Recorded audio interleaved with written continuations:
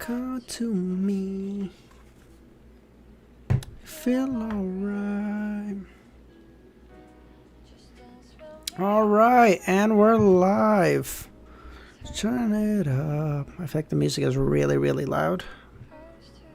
I'm gonna just take care of that really quick. Okay, the music is not actually really loud. I just have my volume. I don't have my volume really high. What the fuck? Oh, no, I do. Okay, never mind. We're good. Right. Okay, and we're live. I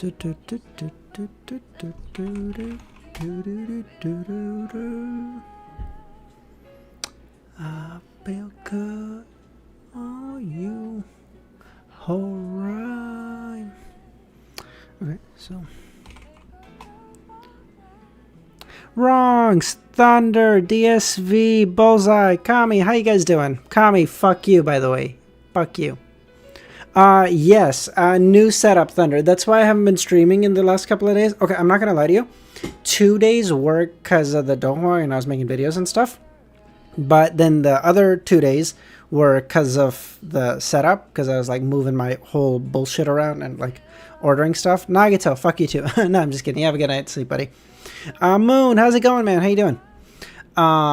Yeah, so it's probably gonna be a bug. Yes, it has been a little while. I mean, not for us talking because, you know, I was doing that like 4 minutes ago. Upgrade your PC? No, the computer's the same. Moon? Oh, no. Computer's the same, Thunder, but I had to, like, I moved my camera because it was off on the side.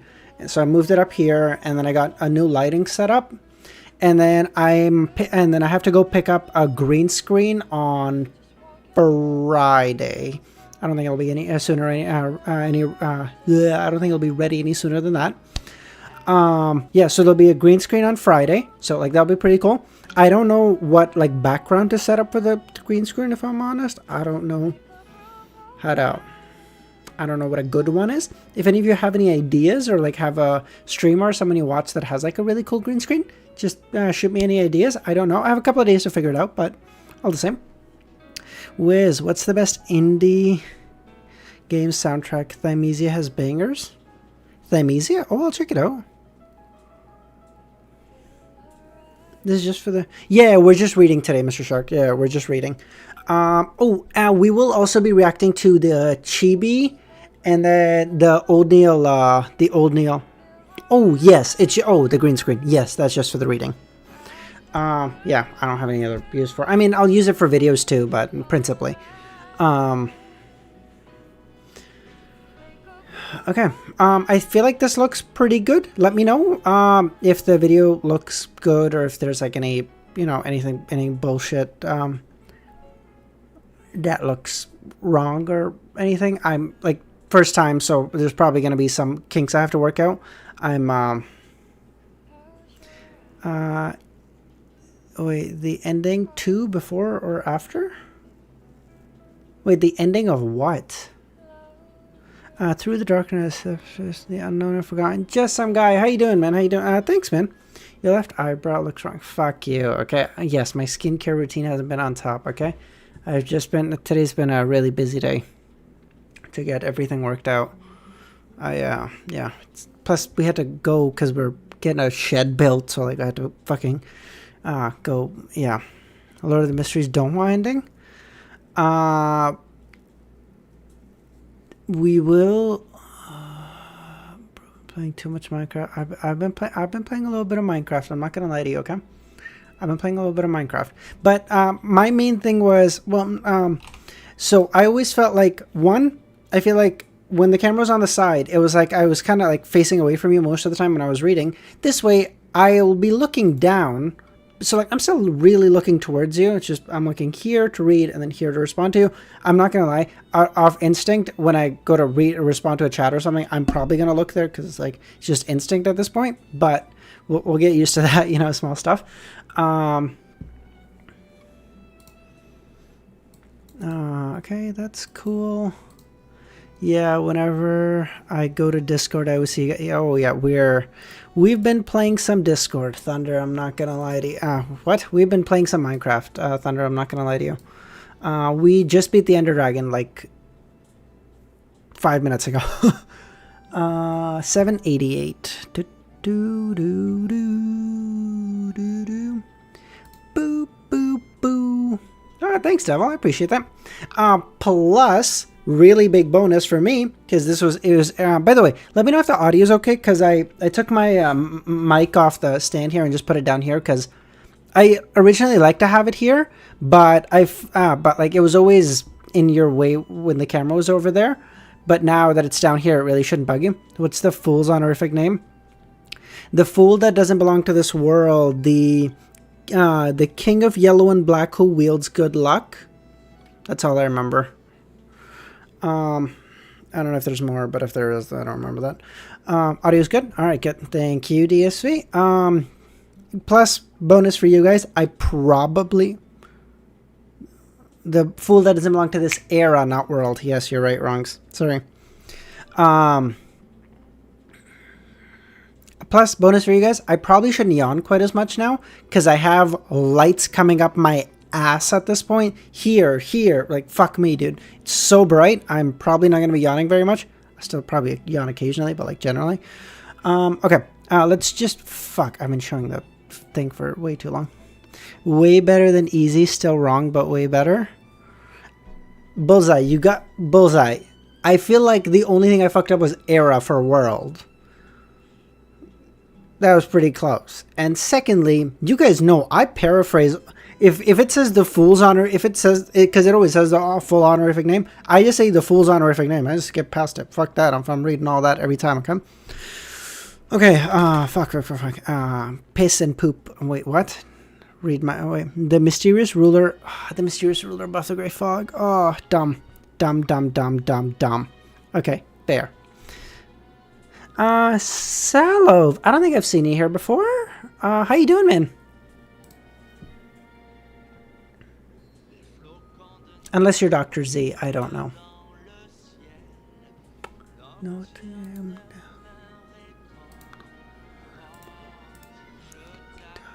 Okay. Okay, I really wanted to do Wordle. Let's just do connections really quickly, then we'll get started, okay?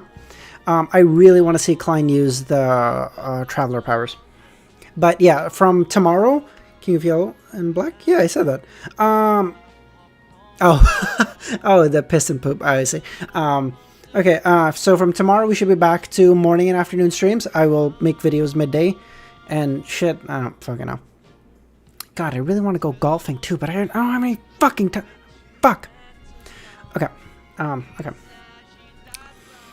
My Way or the Highway. That's what I'm thinking for that. Roller Coaster. Whirlwind. Circus.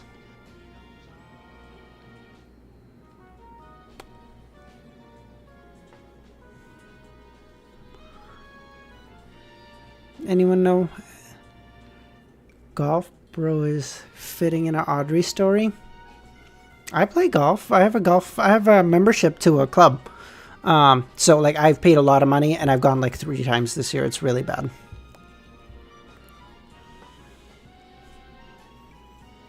Okay, does anyone see anything else that would remind them of like Whirlwind or like crazy bullshit? Because like Whirlwind, roller coaster, circus, like just crazy bullshit's happening.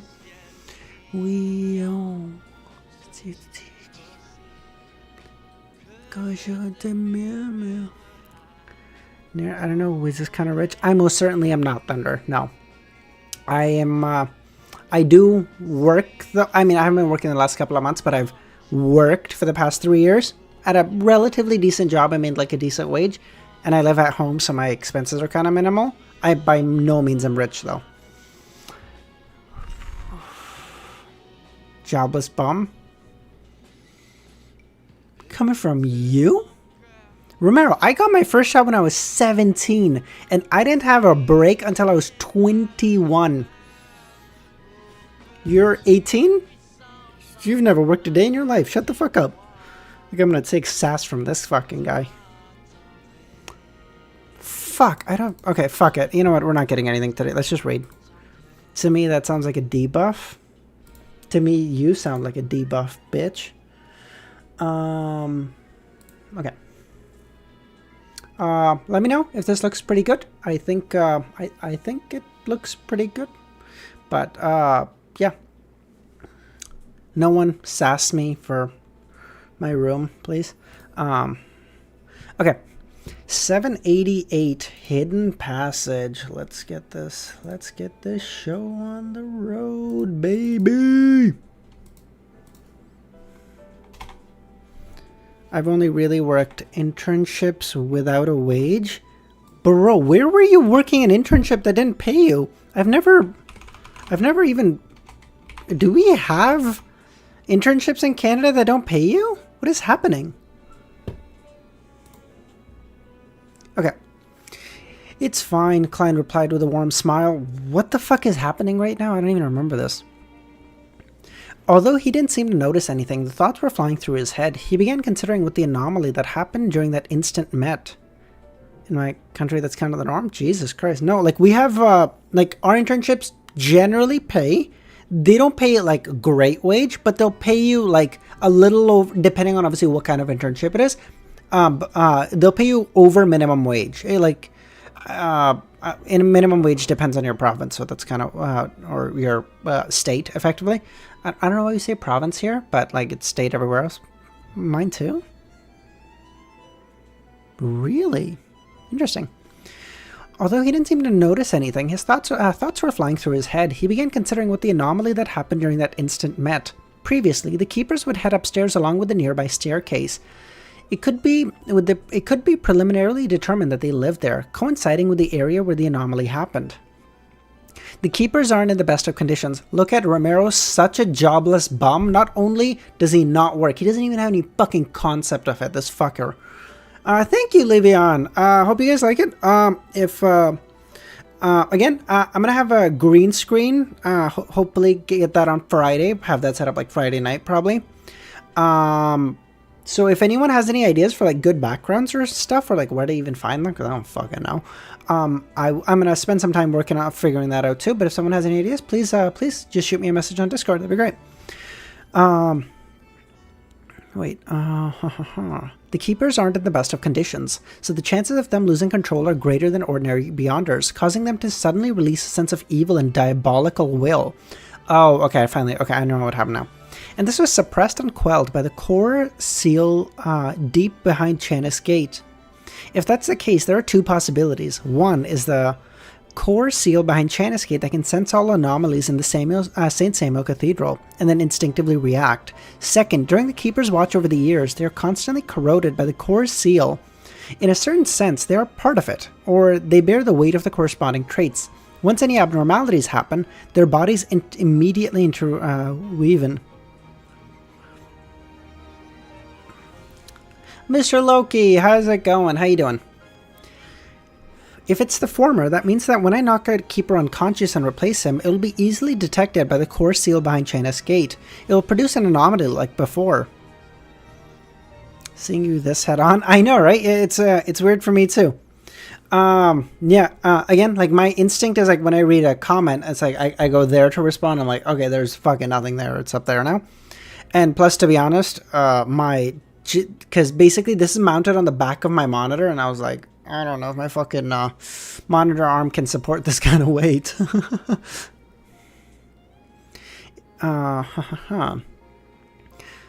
It will produce an anomaly like before, causing my plan to fail on sight. If it's the latter, I'll definitely be repelled when entering Chanis Gate, even when disguised as a keeper. I need to figure out the problem before coming up with countermeasures. It's really difficult to steal sealed artifacts from the various churches. It's no wonder almost no one is willing to do so. As Klein's thoughts wandered, he superficially paid attention to the Bishop Electra's explanation in Saint Samuel's experiences and letters that he left behind. When it was almost time, he politely bade farewell. After returning home, he saw his butler approach and hand him his hat and cane. Just as he handed his hat and cane to Richardson. Sir, do you plan on holding a ball or banquet next week and inviting the neighbors? Walter's tone wasn't suggestive, but of pure inquiry. However, Klein knew very well that since his butler has raised the manor, it was almost time. He nodded. A Saturday night ball, then. I'll have to trouble you and Taneha to make the preparations. Is there enough money? When saying the last statement, Klein looked to the housekeeper. Taneja sternly nodded. There's enough. The various alcoholic beverages in your wine cellar is enough to handle several banquets. Mr. Loki, I thought we were friends. All these guys are assholes. You gotta hit me with the unk too? Wow, bro. I got no friends out here. God damn. Damn. When moving into 160 Bauckland Street, Klein handed her £1,000 in cash for household expenses. From the looks of it, even with the replenishing of all needed items, it wasn't something that could be spent in a month. The gold pounds is rather strong after all. Klein nodded and smiled. Let's not use wine that's too expensive for our first ball. It's common to be reserved and loan. Yes, sir. Although Walter was very aware how to run a ball, he still paid serious attention to his employer's instructions. He then paused. There's only two things you need to do. First, it's to settle the guest list with our help, thinking up some small talk for each guest, matching the person's status and experience. Second, it's to order a suit for the ball. How troublesome. When greeting Hazel, can I say that the sewers here are cleaner than the squares in the southern continent? Klein lampooned. Oh, you know what? This someone mentioned this. This was an original thought, but someone did mention all the lampooning has been taken out from the Don Juan. It's like, what's even the point, you know? I come here for the lampooning. I stay for the mystery, but I come here for the lampooning. This is why the housemaids need so much money. She stocked just enough. Yeah, exactly. Jesus Christ. Wait, okay, sorry, give me 1 second. I just want to make sure the audio sounds okay. DSV did confirm it, but I just want to, just for my own sake, give me 1 second.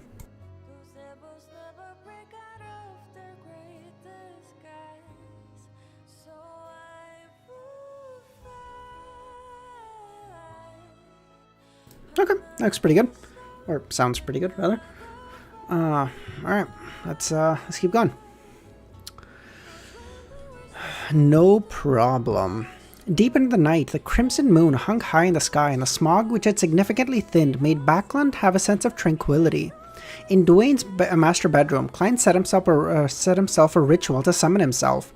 He planned on entering the sewers tonight to confirm that Trissy had left. He planned on heading to the fork she had described to explore the so-called hidden passageway to see if he could discover anything. Server is fully functioning again for now. Okay, dope. Thanks, Devil. I obviously can't do anything with that information right now, but good to know. By the way, when you logged on, Devil, if you have logged on, did it show that I died? Or if you look through the logs, Klein didn't have any extravagant hopes of gaining anything. He was only worried that the secret hidden in the sewers would expose a hidden risk that would one day explode. It could easily involve Dwayne Dantes, who lived nearby, spoiling his plans of stealing the indigenous notebook. On this matter, you're good. On this matter, I can't be an ostrich that buries its head in the sand and pretend not to know anything. I should discover the problem early and destroy what needs destroying and report what needs reporting before anything happens. That's the best solution. Of course, I also need to be sufficiently careful. I mustn't let my exploration end up lighting a fuse. Klein's spirit body tore out of the candlelight, with Azac's copper whistle augmenting him. He then possessed the physical body of Dwayne Dantes, controlling him to walk to the boundary of the wall of spirituality and sitting in a chair. To the external world, it looked as though the tycoon had dozed off reading the papers. Summoning my soul to possess my own body feels different from returning to my body. There's an obvious barrier in between.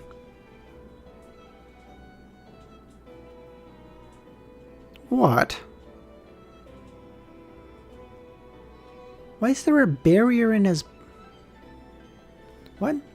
Summoning my soul to possess my own body feels different from returning my own body. There's an obvious barrier in between. What kind of barrier? Is it like someone is... Is it like someone has like a stranglehold on his soul or something? I don't know. I don't know.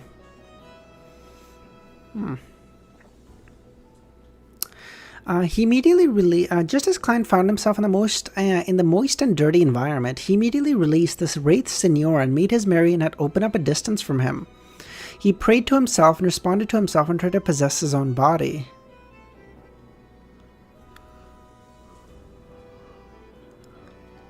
Yeah, but all the same, in principle, he should be able to possess his body. There should be no difference. It'd in fact be really easy because there's no soul to fight against, right? So why is it doing that? I don't know. After doing all this, Klein wore Creeping Hunger and Isaac's copper whistle, Death Knell, and the Seigneur Gold coins in possession. He then flew out of the master bedroom and left his house, drilling into the sewers. Just as Klein found himself in the moist and dirty environment, he immediately released Wraith Seigneur and made his marionette open up a distance from him, turning into the hidden fork where Tracy had been previously recuperating. This time, he saw that the clean region in the sewers had already been stained with dirt and staining signs of rats. From the looks of it, Tracy has really left. Klein, who was following far behind, heaved a sigh of relief. As his spirit body, he didn't need to breathe, nor did he need to walk on the ground. Therefore, he didn't mind how disgusting the sewers were. Seigneur walked out of the area and continued walking ahead and turned on the 6th turn ahead. Klein constantly maintained a distance of 50 meters, perfectly acting the role of a person behind the scenes. I was thinking you could change that image under you to some sort of Klein and marionette art. Yeah, I don't mind, Mr. Loki. That's actually not a bad idea, Mr. Loki. If anyone has like a good one in mind, let me know. Again, the aspect ratio needs to be like kind of specific for this. It needs to be like a really wide, like it can't be like 16 by 9 or something. It has to be like, I don't know, like 20 by 10 or something, like 2 to 1. Like it needs to be much wider than it is tall, because you know the height there is kind of limited. But if anyone has a good idea, please let me know. I'm curious. Oh, okay. The mic is completely out of the shot. This is actually really nice. My God, if someone saw this, they might think I have like an actual decent setup and have a grasp on what the fuck I'm doing. It's like 4 times wider than long. Oh shit! Yes, that will do, Mr. Loki. That will do. Passing. A few minutes later, Seigneur straightened his back and walked forward, entering the wall. Passing through the rather thick obstacle, Klein's eyes opened up. Papo, I don't think I've seen you here before. How you doing? Where's who? Passing through the rather thick obstacle, Klein's eyes opened up. With the marionette's vision, he saw a half-natural, half-artificial cave. It wasn't more than 1.8 meters high and about 3 meters wide. The ground was littered with tools like shovels which had been wrapped in oilskin and large piles of mud and rubble. Right up ahead were 2 hidden passages that extended downwards. Why do I feel like there's going to be some more 4th epoch hidden mausoleum bullshit? I've been here before, just mostly lurking. Oh, well, I'm happy to have you, man. How you doing today? This was dug up by Hazel? Wait, the left one was about 5 to 6 meters deep, while the other on the right was nearly 10 meters deep, but nothing seemed to exist, as though they were still being excavated. This was dug up by Hazel? In the day she's an arrogant lady of high society, and at night she's an excavator in the sewers? Furthermore, she's moving the dirt and rubble one pail at a time. She was loitering around to find the exact spot, and digging was the subsequent step. The wall must have been a secret door. Following that, Klein hid at the fork entrance and made the Seigneur scrutinize the area. Following that, he made the Wraith enter the left passage until he reached the end of the sealed-off area. Seigneur's figure slowly turned faint as it turned incorporeal. In this state, he could pass through the soil and explore deeper. Klein, but even when reaching the 100-meter limit, he didn't discover anything of use.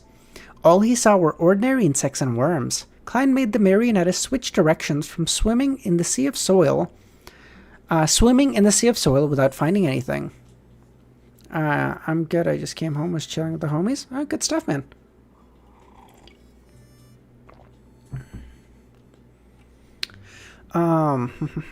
There's still nothing. It's not without reason that Tracy determined that it would only work for a particular pathway or being in possession of an item. She must have probed the area with the invisible threads of a demoness of pleasure. Unfortunately, I've already lost Tinder. I wonder if the Grey Fog's aura on my body would work. It seems to strongly attract Beyonders of the Marauder pathway. Klein silently commented and used his spirit body state. And using his spirit body state, planned on personally visiting the 2 hidden passageways that Hazel dug up. However, he curbed his desire because he was now a marionettist. Doing it personally in situations that didn't require it was in violation of his principles. It's fine. Even if I don't use the Grey Fog's aura, I'll just request to purchase a mystical item of the Marauder pathway tomorrow during the gathering. It doesn't need to be expensive. It can just correspond to sequence 8 or 9. That badge from Lanavis is only a signal receiver, not an item of his pathway. While not aware of the exact situation and what's hiding inside, rashly using my spirit body to explore might end up attracting a high sequence monster. It's so cool, right? How we've gone from powerhouses to monsters. Like a powerhouse is like a sequence 6 or 5. Like, this guy's fucking strong. And there's just a demigod who's a monster. Being careful and cautious will forever be a condition of myself. Klein heaved a sigh of relief and retrieved the wraith. He wasn't worried that Hazel would continue coming in the future. Any person with normal intelligence wouldn't continue coming until they had the means of dealing with the situation before. Ignoring how Hazel hasn't come into any contact with Beyonder circles, even if she has, getting an item from the Sun Domain isn't exactly easy. After all, Backland is the territory of the Church of Storm. I do have something that I don't often use. Can I find an opportunity to sell it to her and then let her use it to harm my marionette? Klein jeered at himself before shaking his head with a laugh. He then ended the summoning and returned above the Grey Fog.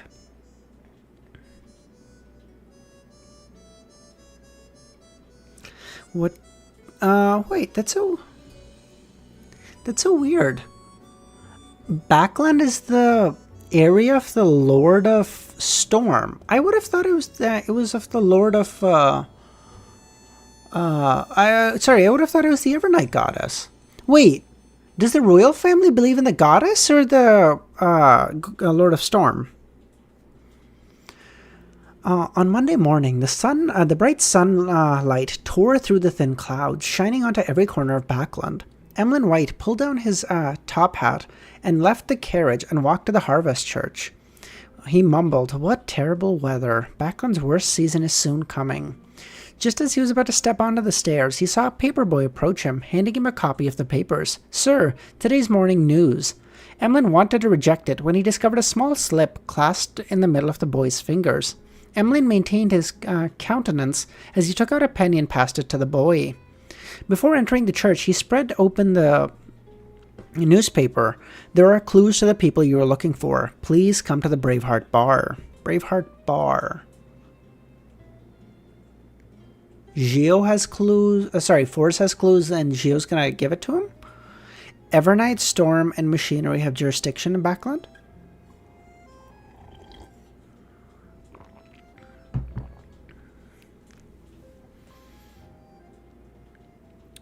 The royal family don't believe in any shit. Good answer. Remember, Steam had more influence. Yeah, Steam had more influence, but because he was a believer of the god of Steam and Machinery, not because they were like bigger or anything, right? Evernight, Storm, and Machinery have jurisdiction in Backland. Oh, so they're kind of like roughly even. Dr. Z, how's it going? Long time no see. The Hall family believe... Yes, I do know the Halls believe in the Evernight, yes. Royal and Rich family were more Lord of Storm. It specifically stated Storm, because Storm and Sun don't like... I see, okay. Okay, 789. Okay. I thought with all the talking today, we were going to be really slow. We're actually still on pace, which is crazy. Alright, god damn it. I'm gonna have to figure out that whole fucking green screen thing. I have no fucking clue where to even get started on that. Fuck the Storm.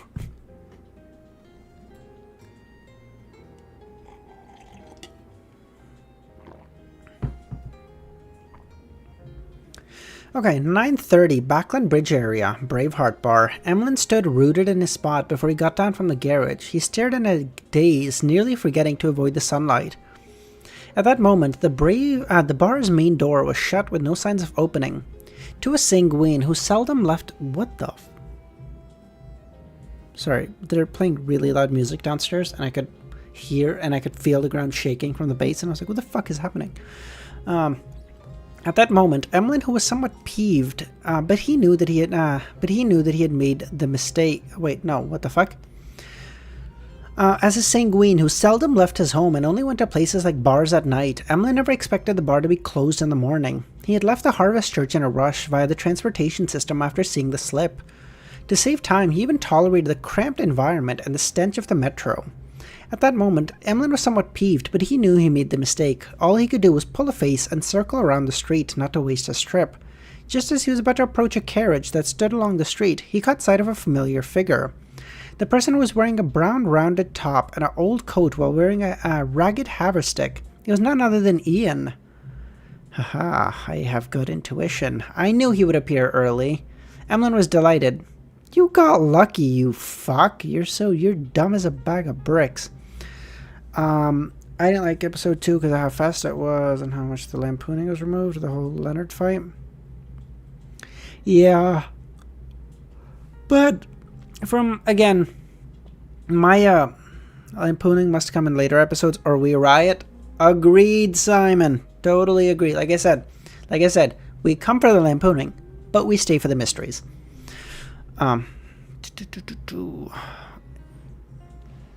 Emlyn stuffed his hands into his pocket and walked over, blocking Ian's way as he chuckled. Good morning. No, sanguine really do have good intuitions? Oh, okay. It has to be, since otherwise the anime will end in like 5... Ian looked up and glanced at the handsome man before him. Good morning, Mr. White. You should have come in the evening. It seems like a suitable time now, Emlyn smiled. Ian, why do you always wear the same clothes every time I see you? This makes me appear more mature, while allowing me to keep a low profile. Of course, the main reason is the money. The final sentence he added in a joking tone. I look forward to your attire in the summer, Emlyn scoffed. I'll take off my coat, Ian spoke.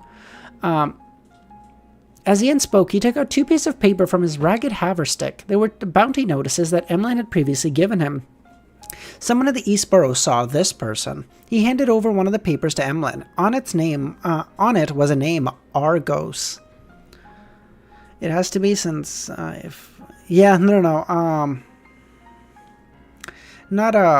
but I think some seer abilities will be explained. They better be, bro, because he didn't even get any mysticism lessons from old Neil. He as far as we saw in the Donghua, he got the seer potion. O'Neill said, "Oh wow, like you're pretty special," and then he started doing fucking dowsing rod the next day with no teaching how.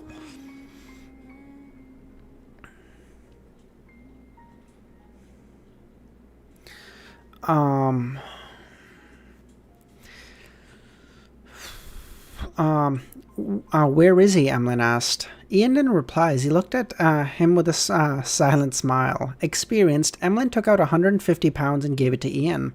That's your reward. There's still another half to go, Ian smiled. Another half? Emlyn nearly wanted to let this merchant in front of him know the prowess of a sanguine. God, this guy is so fucking annoying. This was because an effective clue cost £20, while an exact location cost £150. Another one was found? Yes, Ian handed him the remaining piece of paper in his hand. While my friend observed Argos and confirmed his residence, it was discovered that he had met with this person called Gallus Kevin. Therefore, I've obtained the residence of 2 targets. Very good. Emlyn emptied his pocket and gave Ian another £150. He was delighted. He knew that the ancestor and the fool were blessing him. This was because there were only 5 targets, and he had successfully hunted 1. Now with 2 other additional clues, all he needed to do was succeed to declare himself the victor, regardless of what the other sanguine did. Ian counted the money and said, Argos is on the 3rd story of the apartment block at the East Borough's 6 Limestone Street, opposing the public bathroom. Gallus Kevin is similarly in the East Borough. He stays in a room beside the staircase on the 1st floor of 19 Beluga Whale Street. I will confirm your intelligence. I believe you wouldn't have wished to abandon your business for a mere 300 pounds. Emlyn nodded. They were found so easily, he asked. First, many bounty hunters are my friends. They have many informants in the East Borough. I fucking hate Crunchyroll. Yeah, okay, listen, I can't defend them anymore, okay? I love, god damn it, God. Okay, I said I wasn't gonna yawn anymore. I guess I'm still gonna yawn, just less, okay?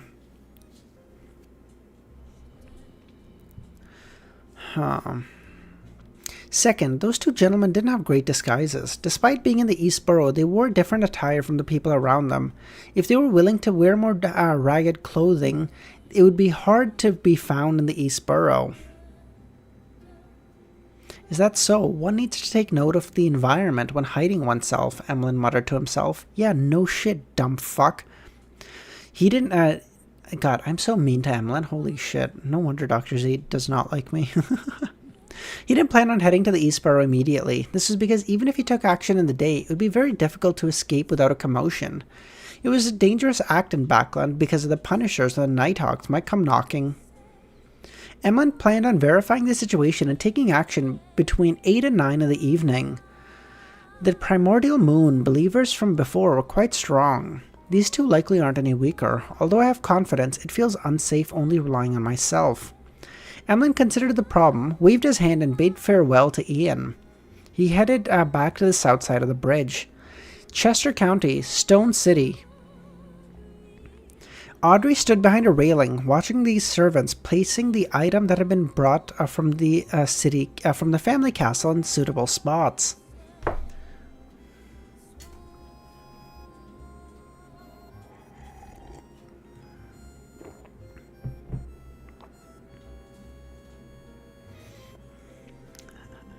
I'll send someone to the associate. I'll send someone to the Associate Professor Michelle later and tell him they'll be paying a visit to the Relic Search and Preservation Foundation.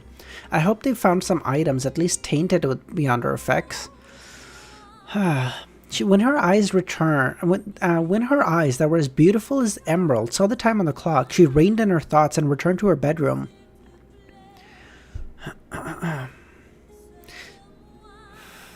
Susie looked up and glanced at Audrey before standing up straight and saying, "I got it."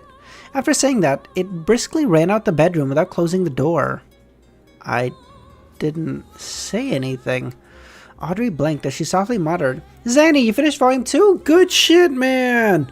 Volume 2, yeah, that was a lot that happened, eh? It was confusing as fuck. I mean, shit, I don't know about you, but I was confused as fuck. But, Zanny, you are in for Volume 3, which is my favorite volume so far, okay? I love it. So I'm sure you're going to have a great time.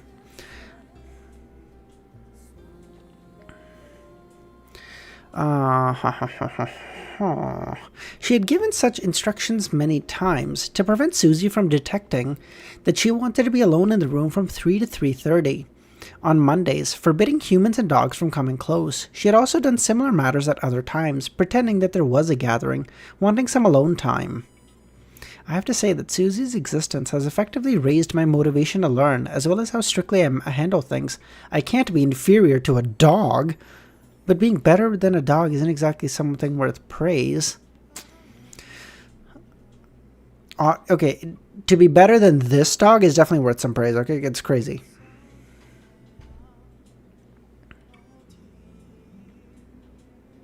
For me, Volume 3 and 4 are on the same level. I can't speak to that yet, Wrongs, just because, you know, I'm still pretty early into it. But, I mean, so far I've really been enjoying it. I like this persona, so, like, I feel like it's quite good.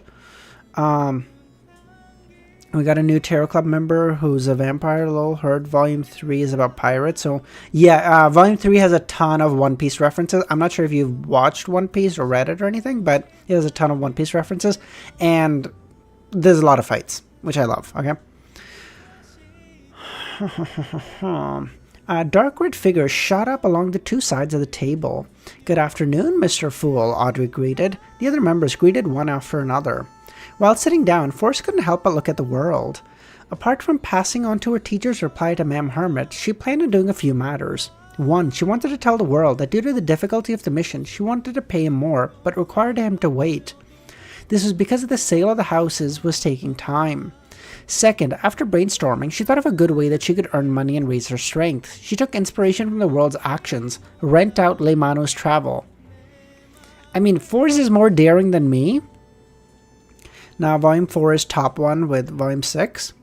So far, I don't get that impression, Leo-san, and I'm like a third of the way through, give or take. But, I mean, shit can change. You know, 2/3 are still left, so it's up for debate.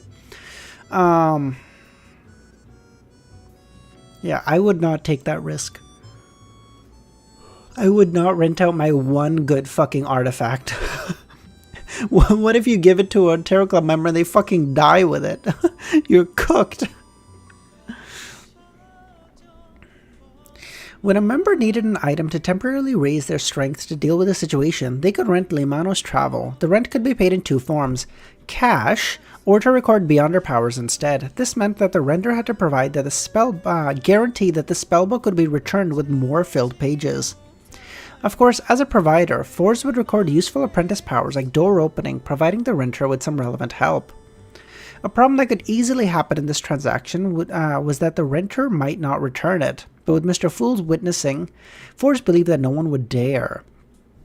And the death of the renter was a low probability event for losing Leymano's travel. But with everyone knowing that they could pray to the Fool in times of danger, death was an even smaller probability? I'm not taking that chance, bro. What if you give it to Derek and Derek just gets murked by some darkness bullshit, you know? Don't get me wrong, Derek's not dying. I feel like Derek, other than Klein, has the highest chance of becoming a demigod. I feel like Alger probably can't become a demigod because he's stuck. Bro, Alger becomes a demigod. The Storm Church is immediately going to be aware. And they're going to be like, what the fuck happened to you? Audrey has the resources. Maybe Audrey can do it too. Cattleya, maybe. Forz, I doubt. Emlyn, he's too stupid for it. Ain't doing it.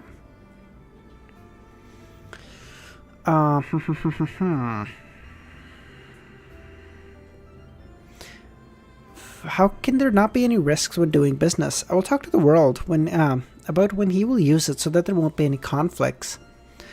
Forrest retracted her gaze and heard the hermit speak. Honorable Mr. Fool, I have 2 pages of Roselle's diary. Very good. Klein took out the diary pages in his hand. December 29th. It's almost a new year again. All the mausoleums have been built. What's done cannot be undone.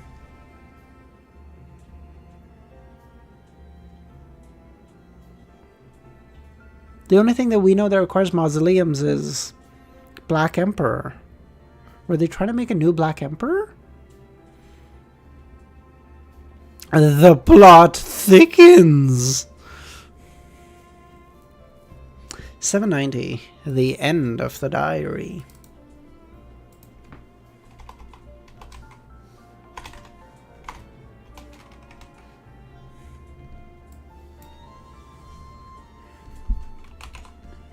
This is in like a really weird place. Okay, let's try this.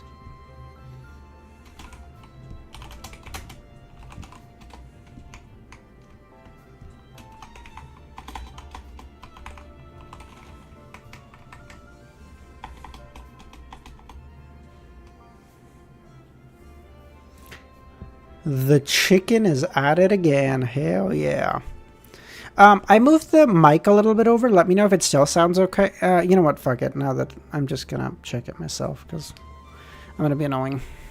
Give me a second.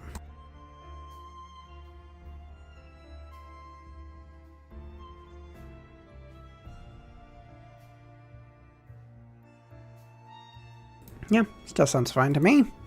Okay, let's go. All the mausoleums have been built. What's done cannot be undone. Klein looked at the diary page in his hand as his thoughts boiled.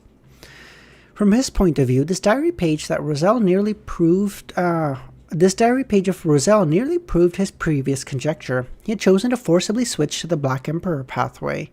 What drove the Emperor to make such a decision? What did he discover that resulted in his agitation, rashness, and loss of composure? In the previous diary entry, and compared to back then, his emotions in the diary entry appeared calm and composed. But it feels like he is even more extreme. It's hard to imagine what the Emperor experienced or encountered in his later days that resulted in him having such an abnormal situation. The madness that angels are embroiled with to begin with, or is it something that happened to the believers of the faith that kept him anchored to his rationality? If he was normal, shouldn't he hold back a little and strive for certain outcomes before finding an opportunity to devour the hidden sage? Klein instantly thought of many things, but he was unable to find any evidence. How would he devour the hidden sage? We already have been told that a demigod, no matter what they do, can never kill a god. And on this page of goatskin, there were only two short lines, as though it indicated the final diary page of Rozel's life. The end of the year or the beginning of the new year was the day he was suspected to have perished. An emperor of an era. A transmigrator's last words. The diary page didn't have a date, but at the top of the page was a line in Faceac. Immediately follows the previous page. Hidden Sage is not... I think that it is considered... Hidden Sage is not a god and Rozel was sequence 1? Hidden Sage was not a god?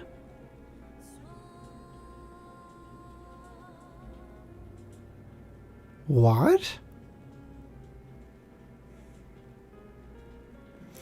Oh, yeah. Oh, yes, I do know this, Dr. Z. Yeah, you're right. Yeah. I'm sorry. I haven't read it in a couple days. Okay, I'm sorry. God, you guys are so mean.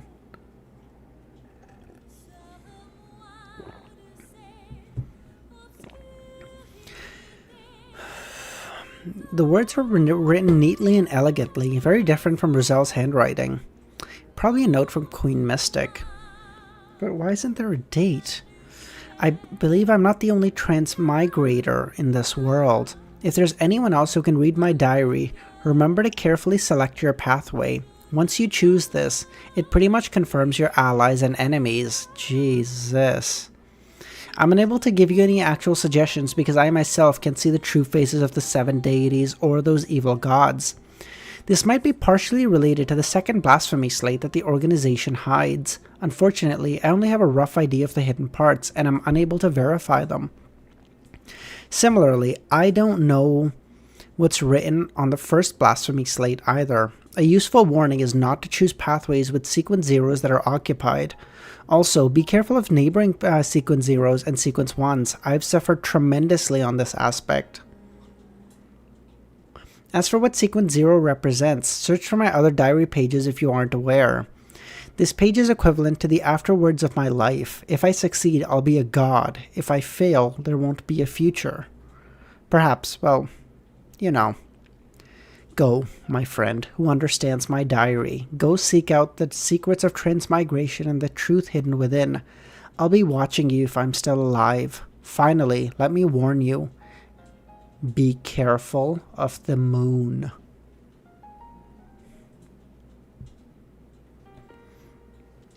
Klein wasn't surprised about there being more than one transmigrator. After all, he had long known of a senior in the form of Rozel. What do you think is happening?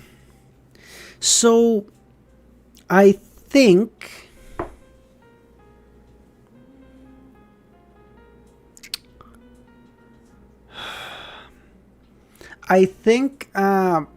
as Rozel moved up the pathways, he became more and more.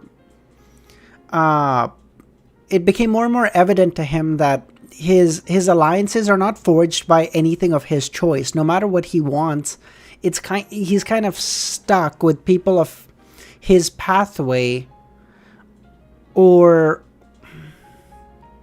no, would he be stuck with people of pathways that are not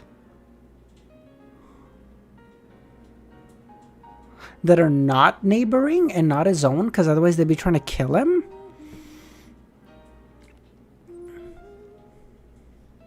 It's interesting. I don't know.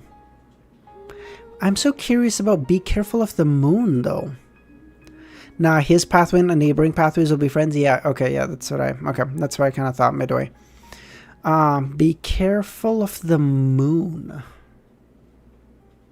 The moon represents... Who would the moon... Wait, what pathway is the moon? I know a sequence 0, that's the moon, right? Which sequence 0 is it?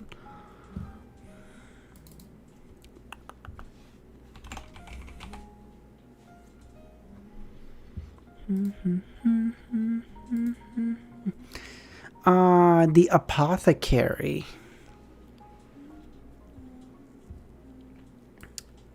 Huh. The apothecary, so that's the vampire pathway. But wait. That's so confusing. So the apothecary pathway is the sanguine pathway, or the vampire pathway, right? So why would sanguines hate... Oh, wait, no, is that the same? Yeah, that is. So why would the sanguine hate believers of the moon? They would want to pray to the moon, no?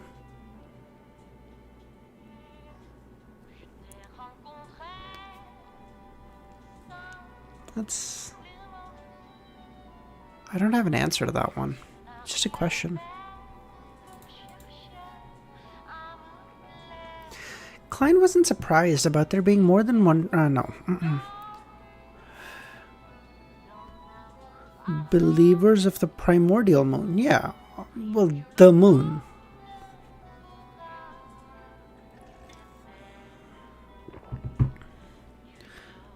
Oh, wait.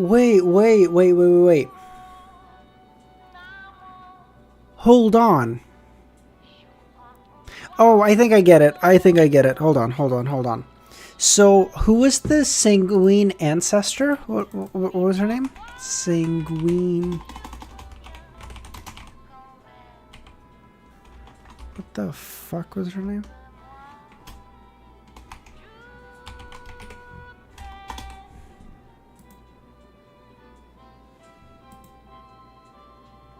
Do we know her? Lilith. Yes, thank you. Okay. So Lilith was one of the 7 old gods. Right? Like the ancient gods. So the sanguine worship her. She was probably killed by ASG, and the moon took her powers and became now the new sequence 0.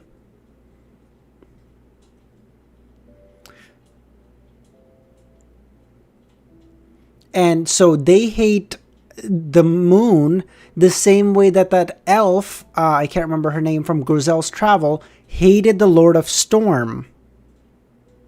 Because she was like, no, it belongs to Sonya Theron. Like, that's, like, that guy's an imposter. But someone still sends messages to vampires? Yeah, but, like, gods dying is weird, you know? Like how the Black Emperor dies, but, like, then he comes back, and then you destroy all the mausoleums, and he still kind of comes back. So, like, maybe she's, like, kind of in a dead state, but not really. Like, don't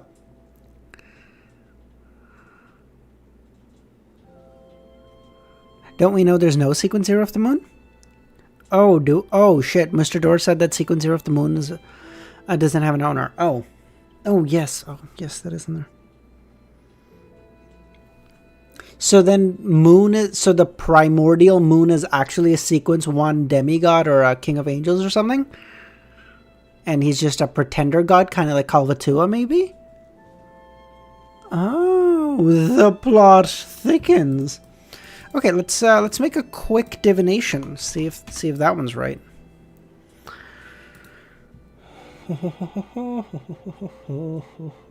Bro, where's my OBS? What the fuck is happening?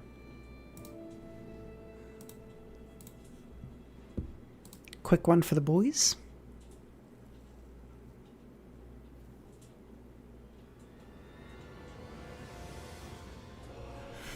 You a bitch, Kami. You're a bitch.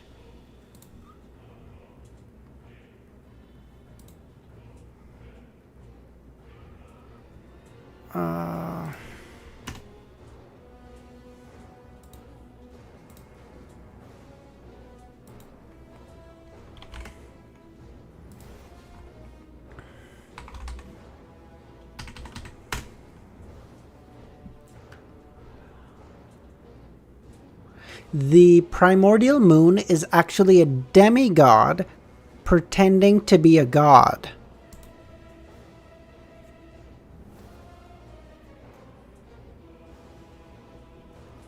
Kill me.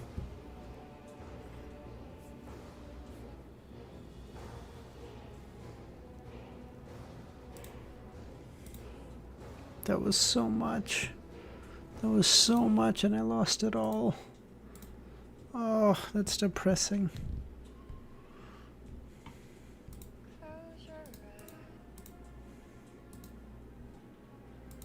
Oh, that was so much. Why did I gamble that much? I'm so fucking stupid. Okay. Wrongs, that's not nice.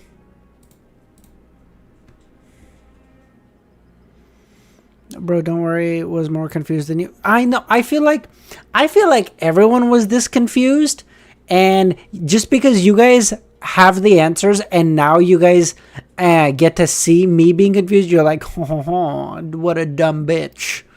You're like, okay, bro. I feel like you were all like this, okay?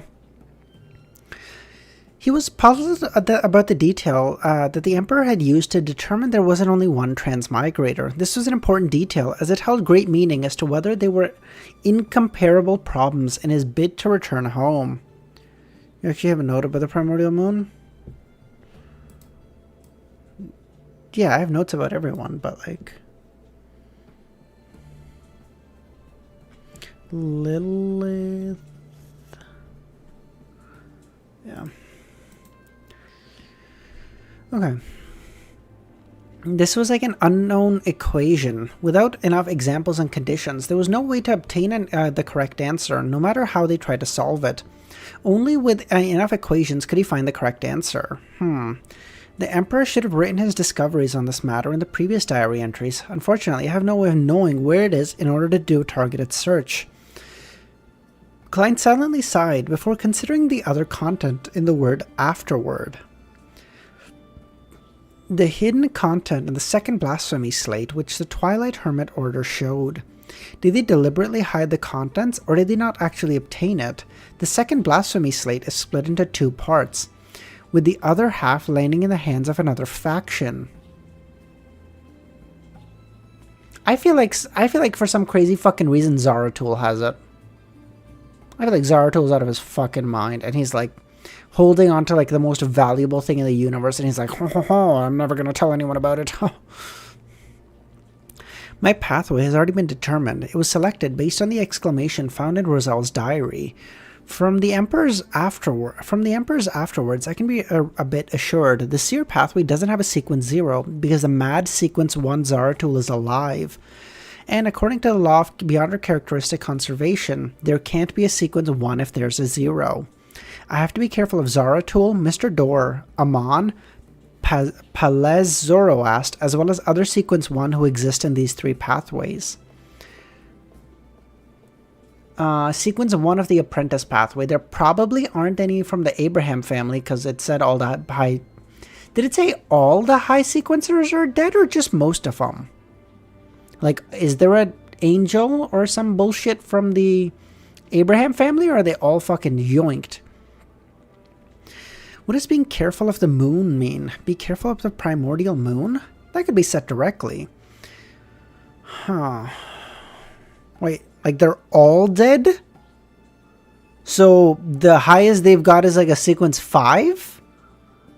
This is a fucking ancient family? Oh, y'all are poor, bro. Wait, the Emperor apparently had thoughts of exploring the Crimson Moon before. Could it be that finally he committed himself to it and discovered something on the moon? The moon has something to do with transmigration. Wait, the Emperor apparently had thoughts of wait. Yes, the Emperor's tone indicated that he still had some contingency plans, and that he might not completely vanish. He might be watching me. There should be some clues to such matters, and they should be written in earlier diary entries. Little sequence 5, bro, you're too generous. No, the highest they have is 7?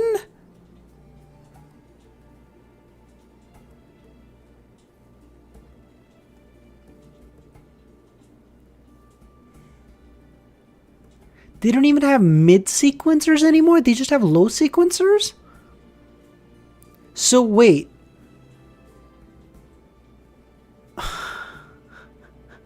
Force right now is as strong as her teacher in terms of sequence? I mean, not like abilities and like knowledge and stuff.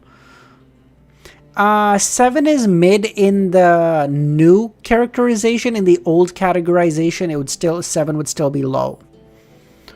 And I'm using the old one because I feel like everything Lord of the Mysteries older is better. I feel like the old gods are stronger than the new ones. The fucking everything is old is good, you know? I'm gonna be a fucking boomer for real, okay?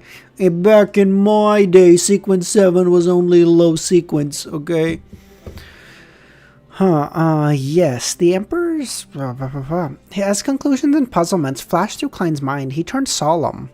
He made the diary in his hand vanish and looked towards Cattleya. What do you want? I wish to know if Emperor Roselle is still alive. Everyone in the Tarot Club looked towards the end of the bronze table. Although Emperor Roselle being alive wasn't directly related to them, nor would it bring any obvious influence, the topic was enough to stir the thirst hidden deep inside all Beyonders. I thought I'd be immune to such matters after advancing to a psychiatrist. Damn, I'm really curious, Audrey looked at the fool. Derek was uninterested in the matter. The reason why he looked was solely because everyone else did.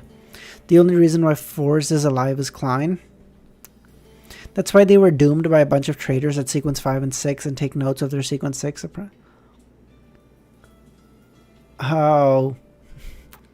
Oh, so like once you become a Sequence 5 in the Abraham family, you're like the big dog. Everyone's like, holy fuck, like this guy could become a demigod. And then if we have a demigod in our family again, like we're cooking. And then someone becomes Sequence 5 and they go, what the fuck do I need all you losers for? I'm just gonna take all of your shit. I thought...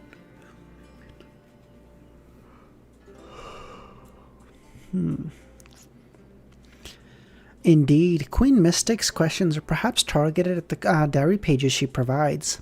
Klein chuckled. Perhaps. By using the answer perhaps, he was expressing that Roselle had hopes. As for whether he eventually succeeded, it wasn't in the scope of the question. Perhaps. Mr. Fool is implying that he might still be alive. Without giving Justice the Hanged Man company to think of the related problems, Klein leaned back and said, that's all from me. Forrest hurriedly snapped out of her fantasizing of Roselle's later years and looked to the end of the table. Honorable Mr. Fool, I wish to communicate privately with the world. She wants to communicate with Gehrman? What about? Okay. Following that, he blocked out the senses of the other members and controlled the world to say, is there anything else? Which I think is stupid considering you get way more shit if you stay. Yes, but what if the true creator gives you that, you know, like that top tier insurance package? Like, what if they pay 100% of your, like, what if of your medicine and you have zero deductible? You know, like, it's a pretty good deal. I'm not saying take it. I'm just saying, like, you know, you'd be like, damn, you know, with these guys, I still have a copay and like I have like in-network, out-network, and like, you know, maybe the insurance plan is really good. Ramiro assures me the insurance plan of the Aurora Order is really good. Remember, Botus became a Sequence 4 after betraying... Exactly.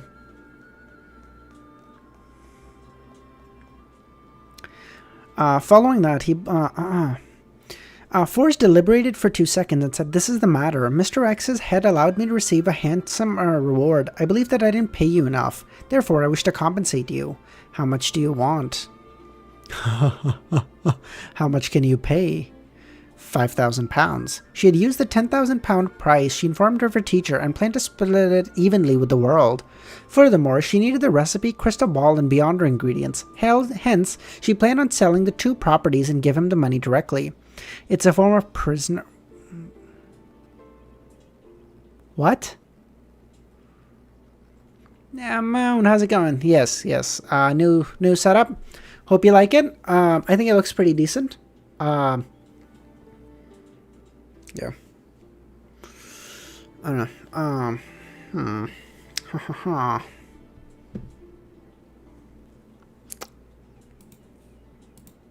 Sorry, just really quickly. I am just gonna...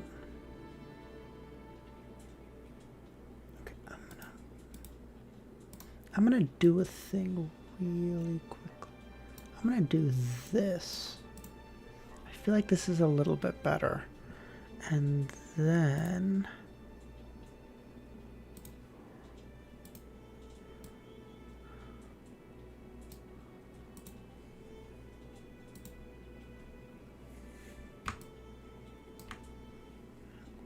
Okay, I feel like that's a little bit better. Sorry.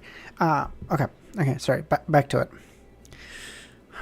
As for the reason why Forrest was this generous, it had to do with the mission being much harder than she anticipated, while also being too low a price. And she was also fearful of the world. She didn't dare offend an adventurer like this. The Abraham family must have given her quite a reward. If you can use large amounts of gold in gold coins in place of notes, you can pay less. It'll just depend how much you can gather. I'll try my best. Although Forrest was puzzled over why the world valued gold coins so much, he didn't dare ask. She then paused before asking, Mr. World, when would you need to use Leymano's travel? I plan on renting it before and after in order to earn some money. Rent out a mystical item. He never expected the world to have such a business-orientated mind. New model. New business model that Forrest is having, or are we getting a model in the Tarot Club? Only works for people in America? That's the whole world, baby girl. That's the whole world.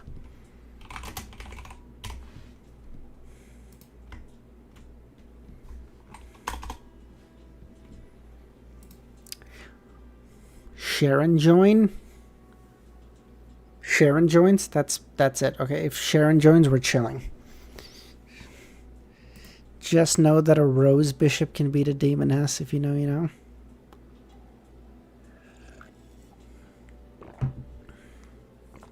Okay, thank you for that. As a youth that came from the internet age, what the fuck are you guys talking? I got no fucking clue. Isn't this sharing? As a youth that came from the internet age, Klein quickly understood Miss Magician's idea. Isn't this a sharing economy?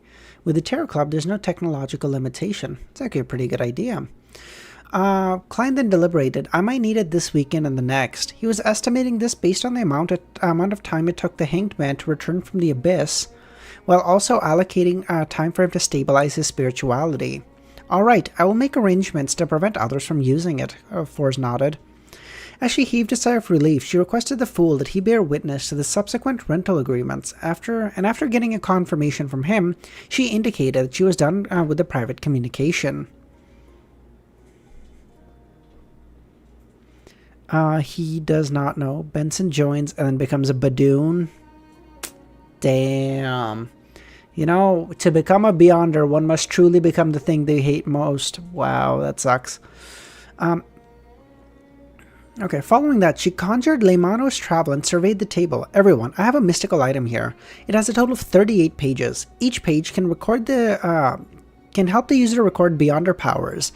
They will be able to release it when needed, but it will be slightly weaker than the original. Each page can be repeatedly recorded. Each record can only be used once. Amongst them, 3 pages can be used to record demigod level powers, but the chances of success are low. It might not succeed 1 in 10 times. Forrest simply nodded. Forrest simply explained the traits of Leymano's travel and its negative effects. It lit up the eyes of Audrey and company. With them no longer being novices, it wasn't difficult for them to tell the value of this notebook. It resembled a shepherd and the creeping hunger. They allow the use of Beyonder powers from other pathways, but there aren't many negative side effects. Another fun fact of Discord lore is that, according to Romero, the Aurora Hoarder has a lot of... Okay. There's also a chance to record a demigod level power. Draw your own blood. Audrey's heart shrank back as she thought in fear. As a noble's daughter, she had never been injured. Therefore, she had an extreme fear of pain. Taking the opportunity when Forrest paused, she raised her hand. Miss Magician, how much do you wish to sell it for? She must be lacking money recently, or she wouldn't sell such an important item, Audrey thought. Damn it, why can't it be put on sale after a return from the islands? Alder had a strong interest in Leimano's travel, but he couldn't produce any money. £1,300 was the money that an ordinary person might not be able to save up in 10 years, but compared to an item of Leimano's travel, it was nothing. It's worth at least £10,000. If I encounter Beyonders that are backed by powerful factions, it could sell for $30,000. Alder swept his gaze at Justice, inquiring about the price, as well as Cat Leia, who nudged her glasses. Looking as though she planned on bidding, he couldn't help but sigh. He can't believe that the transaction would fail according to his wishes. Miss Justice has money, and the Hermit has Queen Mystic. They don't lack money either. Emlyn and Derek were similarly interested but lacked interest. They knew that they lacked the ability to provide a fair exchange. No, it's not for purchase. Forrest said, when you need it, you can rent it for a short period of time. Rent? You can do that? Everyone except for Klein and Derek were surprised. Without a doubt, they knew what a rental transaction was, but never expected it to apply to a mystical item. How much is the rental fee? Alder asked, delighted. Each rental basically starts at £300. Every additional day is another $50, and when returning it, the notebook needs to have 2 additional pages of Beyonder powers than when it was rented out. If there's only 1 page blank or no pages blank when it's rented, one just needs to fill up the full book. Having 2 additional pages didn't mean 2 additional powers. This also meant that they could use any Beyonder powers in Leimano's travel. One just needed to make up for it later. There's no need for it to be of the same type, as well as pages were all that mattered. I'm trying to study and there's an ad after every question. Yeah, they do be doing that. You should join the Aurora Order. We value higher education. Aren't you all out of your fucking minds? Well, I guess so are all physicists. Never mind. This is fine. He felt more confident towards the exploration of the item. I plan on renting it for 2 days, but the exact price needs negotiation. It'll be adjusted based on the Beyonder powers recorded in the notebook. When do you plan on renting it? Forrest asked. I'll be renting it for 2 days, sometime between this weekend and the next. This period of time has already been reserved for the world. Reserved? When did this happen? Alder was surprised as he looked at the other end of the table. Why would they come to such an agreement? Miss Magician doesn't need to have informed him ahead of time. They had other transactions? What kind of communications and transactions would they have? Miss Magician commissioned the assassination of the Aurora Order, and the world accepted. One of the traits of the Oracle is the ability to record and use the Beyonder powers, identical to Leimano's travel. Does this mean that the world has already succeeded? As such, the Magician is embedded to him? Without anyone catching wind of it, Gearman had already hunted an Aurora Order Oracle, suspected to be a Sequence 5. My boy is killing damn near demigods by the handful. Sequence 5s, bang, bang, bang, dead. Bro. As soon as Klein hit Sequence 4s, damn, those saints are cooked. I feel like... Oh, sorry, did I say embedded? I apologize. Indebted. Dude, I feel like Klein hits Sequence 4 tomorrow, and Ince is dead the day after. Like as soon as Klein hits Sequence 4, it's like fuck spirituality, fuck resting, all of it dead. Okay, put him in a body bag.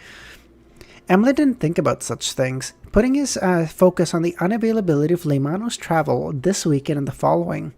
In other words, I can borrow it for the next few days. If I can help from the notebook, the two believers wouldn't stand a chance. Can I rent it for today and tomorrow?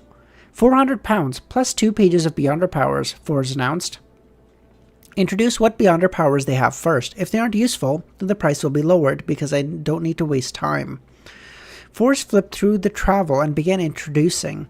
Door opening, black screen, tumble, teleport, lightning strike, float, flight, wind blades. Why are there so many Beyonder Powers of the storm domain? The world used it before. He recorded powers responding to the sea god from the Fool? When I return to the cathedral, I should find out what happened in Backland. The oracle died without a trace. As Alger listened, he began investigating the matter. Armed to... Bro's gonna be like a walk-in army plus a... Yeah. Like, Klein walks into the fucking, the abandoned or the unexplored island or whatever, and he's like, come at me, someone fucking... Oh, I dare you. I double dare you, motherfucker. Come. Just, I'm itching for a fight. You know that fucking meme where it's like, sir, you need to hand over your firearm or whatever? Go ahead. Take it from me. He's out of his fucking mind.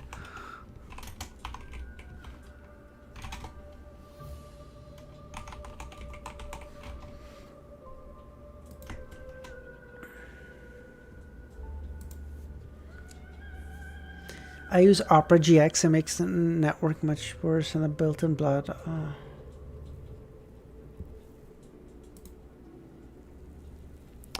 Okay.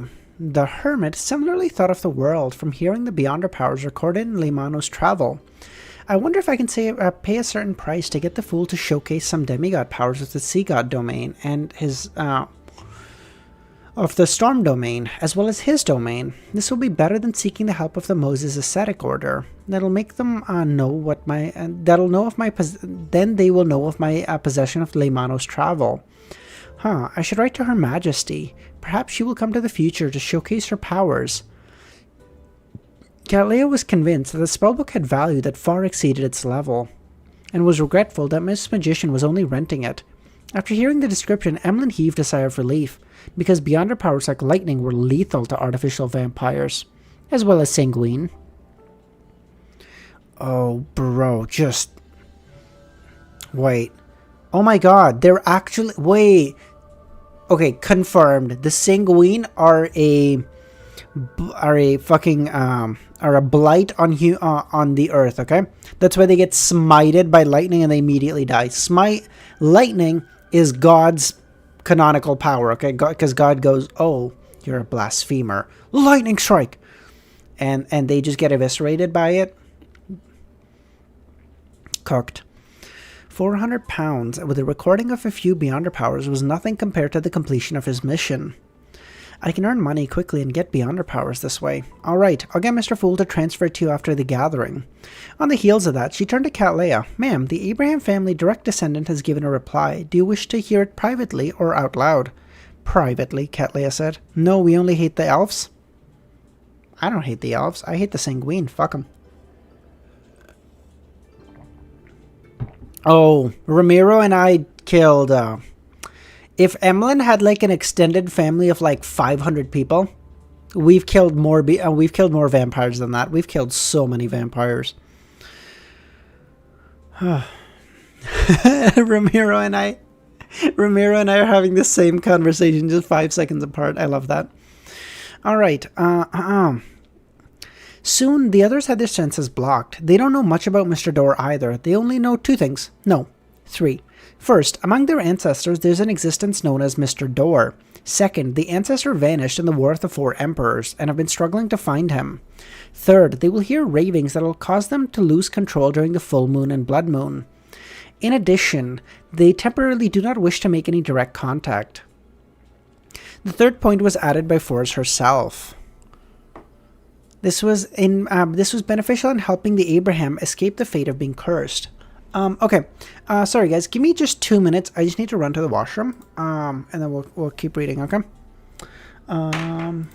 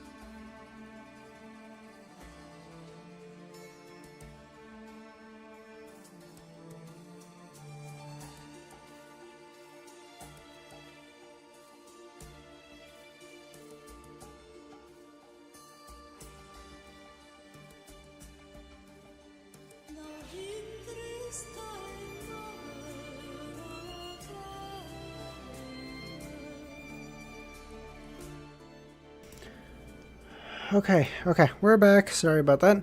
Took longer than expected. I just realized my niece actually locked my bathroom. So she locked it and then closed the door. So I need to fucking jimmy it open later. So I had to run downstairs. Whew. Sorry about that. Alright, we're back. Okay. Mr. Dor is the Abraham family ancestor who vanished in the War of the Four Emperors. He would create ravings during the full moon. The latter was confirmed by Mr. Fool. That is to say that although Mr. Dor has vanished, he can still affect beyonder powers of the same bloodline, as well as living beings that are used, Wait! What if... Yes, okay, so since Lilith is still responding to prayers, maybe Lilith is kind of like what, maybe Lilith is kind of in the same kind of predicament that Mr. Dor is in. Like maybe she's locked away somewhere. Like she can occasionally get through with prayers or something. No one is praying to Mr. Dor, so they can't get through to him, but they're cooking, thank you. But they're praying to her, and like praying has some special connection bullshit, you know, that like that allows them to converse with her occasionally, maybe? Okay.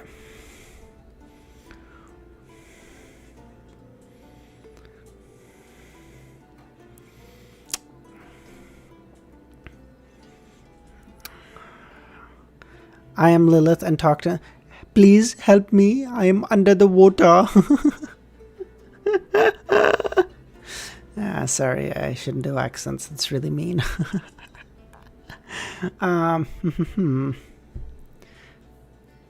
This means that he hasn't completely lost connection with the real world. This is how the Emperor was able to interact with him. Her Majesty was once said that there were members of the Abraham family who worked for the Emperor back then. Cattleya had some theories as she nodded. If there are any questions, I'll get you to pass them on. I'll pay the responding £650 today. $650 along with the moon's $400. I've made a profit of $1050 today. Together with the $730 from before, as well as the sale of the 2 properties to pay the world, I might still have $1,000 left. My savings are about to exceed £3,000. This way, I'll have the money to buy the other main ingredients for Scribe. I might still have some leftovers. At that moment, Force found herself rather wealthy.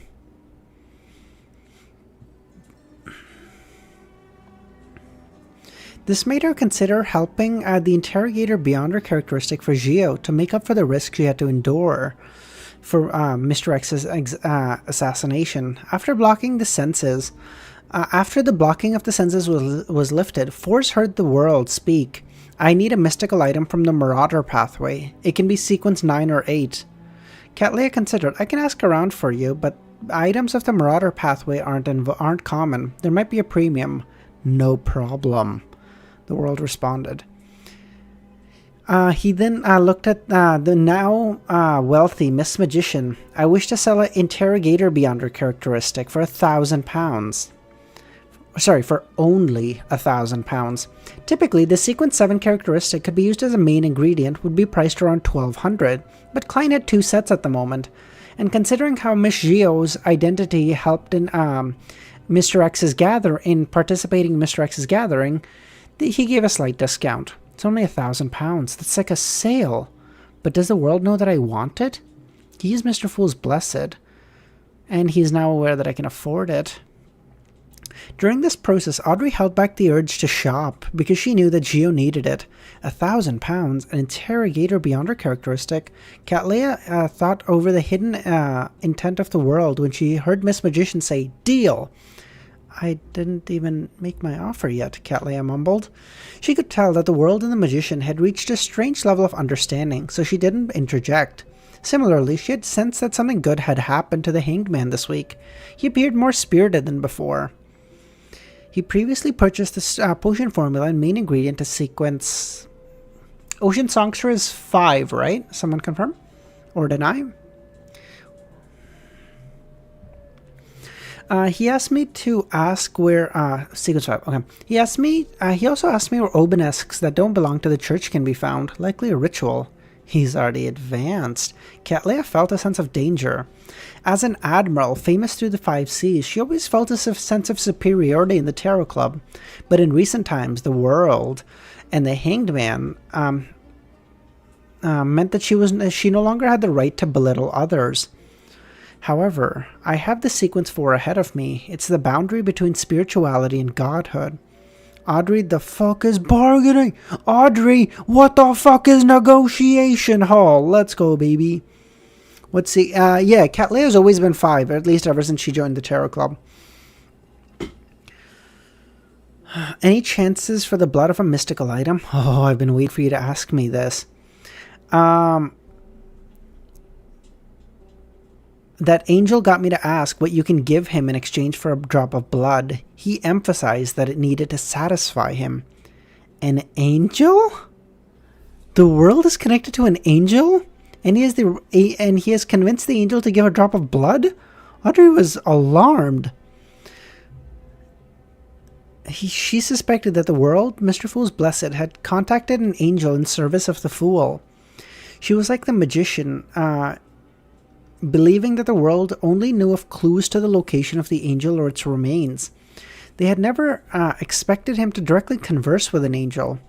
One has to know that a grounded angel is equivalent to a leader of the 7 churches. That makes sense, because the Pope is probably a sequence 1 or 2, so...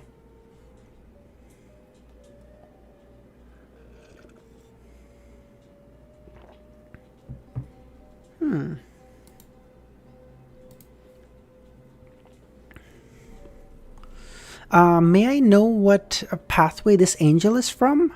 Monster. Monster means it's an angel from the Fate pathway. No wonder Mr. Fool's honorific name has the King of Yellow and Black who wields good luck. Audrey, Derek, and company were enlightened. Their gazes stirred Klein. He realized a corresponding problem. In the honorific name he fabricated, he had been to point. The description of good luck had been successfully directed towards the gray fog. Is it related to the people from the Fate pathway that can see my uniqueness? Could it be related to why the Snake of Fate, Will Ossepton, took the initiative to establish friendly ties with me? So Klein might have a So could it be that a sequence 0 of the monster pathways who brought Klein into this world? Do I know what's interchangeable with monster? That's a good question. I don't think I do. Do I?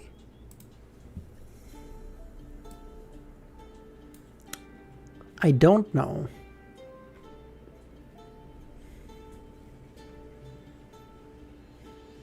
If I had to guess, it's probably Monster, Spectator, and Secret Suppliant, because I only have 5 left that I don't know what they're interchangeable with.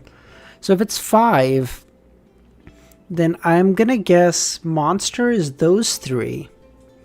So maybe it's like a super god of the Spectator. Maybe it's like Onkvalt who wrote him in there, or who wrote him into the story or some bullshit. Or like the new version of Onkvalt. I don't know. Just saying.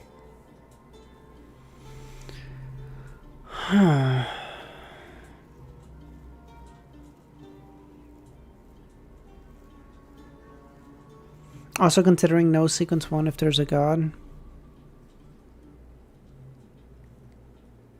Yeah, oh yeah, I guess because there can't be a god of the monster pathway because there's Will, Ouroboros, and a third. So there's no sequence 0. So maybe it's a super god.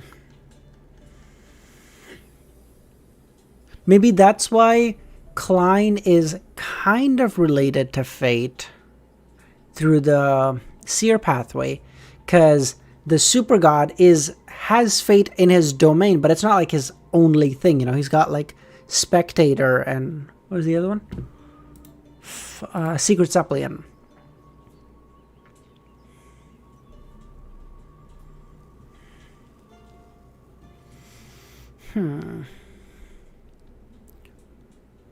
Audience, fuck you, Sayura, fuck you.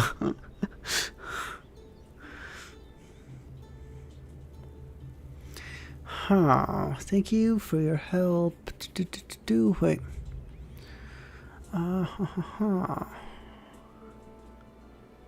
Klein felt that he needed to find an opportunity to converse with the unborn fetus. However, he suspected that the paper crane would tear at any moment, just because erasing the original content was already a rather precarious process. At this moment, Cattleya said, "Thank you for your help. I will seriously consider it and give you a response soon." She planned on consulting Queen Mystic to see if there were any conditions that would entice an angel. Queen Mystic is... Do we know what sequence Queen Mystic is? Sorry, we know that she's of the Mystery Prior pathway. I mean, like, what's, she sequence... What sequence? Yeah, I said sequence. That's fine. The unborn fetus sounds like a Bloodborne boss. Yeah. I don't know the sequence. Yeah, I know she's a demigod, but the fact that she can't just go ask Queen Mystic implies that she's not 1 or 2. She's 3 or 4.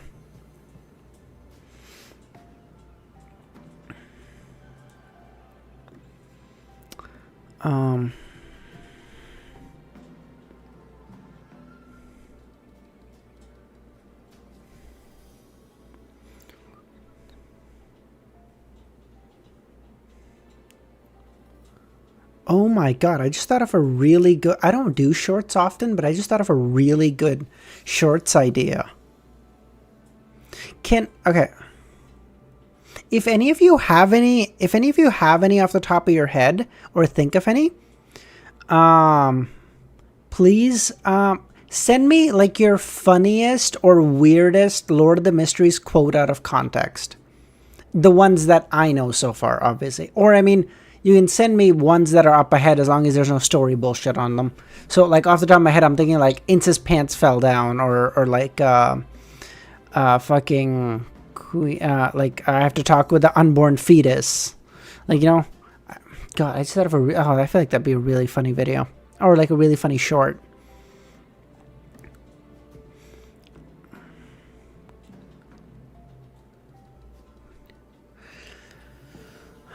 I'd like to...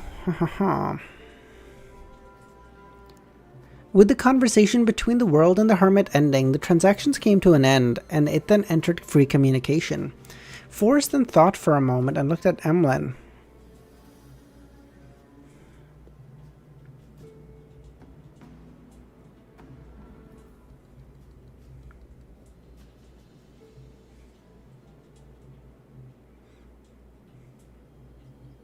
I need your placenta blood to sell at the Grey Fog meeting. The gift of God is in our bodies, but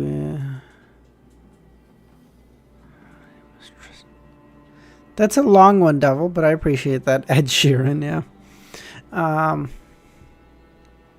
Forrest thought for a moment and looked at Emlyn. I'd like to remind you of two things. First, be familiar with the power of each page. It'll be dangerous if you don't. I'm very confident in my intelligence, Emlyn scoffed. The taste of a demoness ain't bad. Ramiro, basic bitch.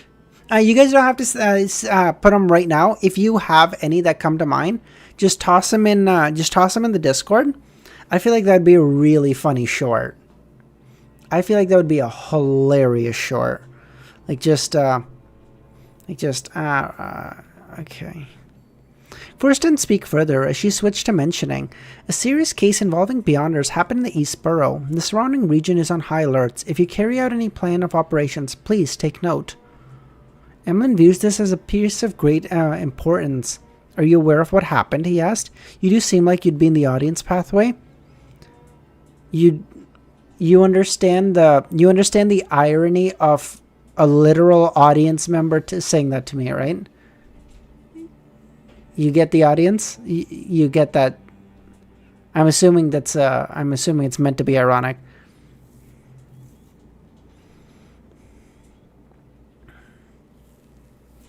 If someone wants to rob me, I might just change them into gold pounds.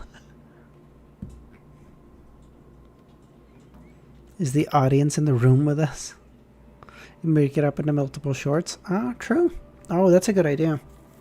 Shorts will be good too, because it's like they're really they should be really quick to edit, like just like a thing in the back, me talking, you know.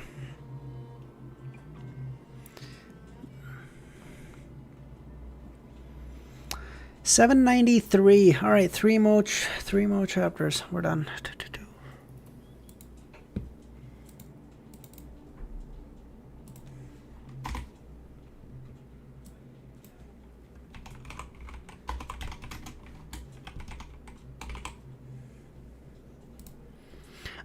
Okay, sorry, just give me 2 seconds.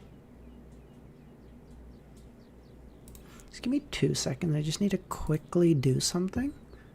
Just wanna...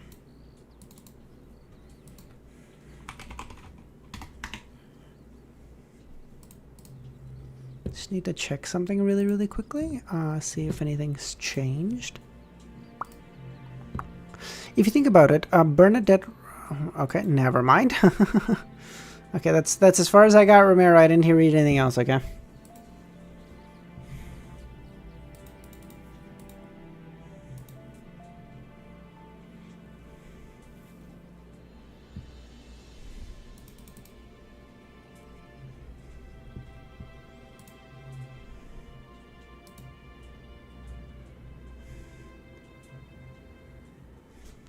Okay, that's it. Alright, let's go.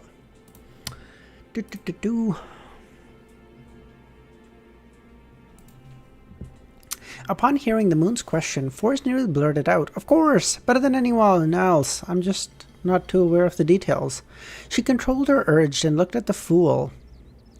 At the same time, Alger, Audrey, Cattleya guessed that the serious matter that happened in the East Borough was the assassination of the Aurora Order's oracle that had been done by the fool. As Emlyn wasn't a spectator, he wasn't able to tell from her eyes. All Force could do was force a smile at Emlyn. "I'm unable to tell you the specifics. I only know that a demigod-level power of the storm appeared back then, and the Church of Storm places a great deal of attention on these matters." She didn't dare divulge the reasons on behalf of the fool. She believed if the world was willing to reveal more, he definitely would have added back on her answer. Demigod-level powers of the storm domain. Audrey and company were taken aback. They had imagined that Limanos travel had been created after the death of the Aurora Order Oracle. Therefore, the world had no way of borrowing Mr. Fool's demigod power before the assassination. The serious case involving the Beyonders in the East Borough has nothing to do with the world?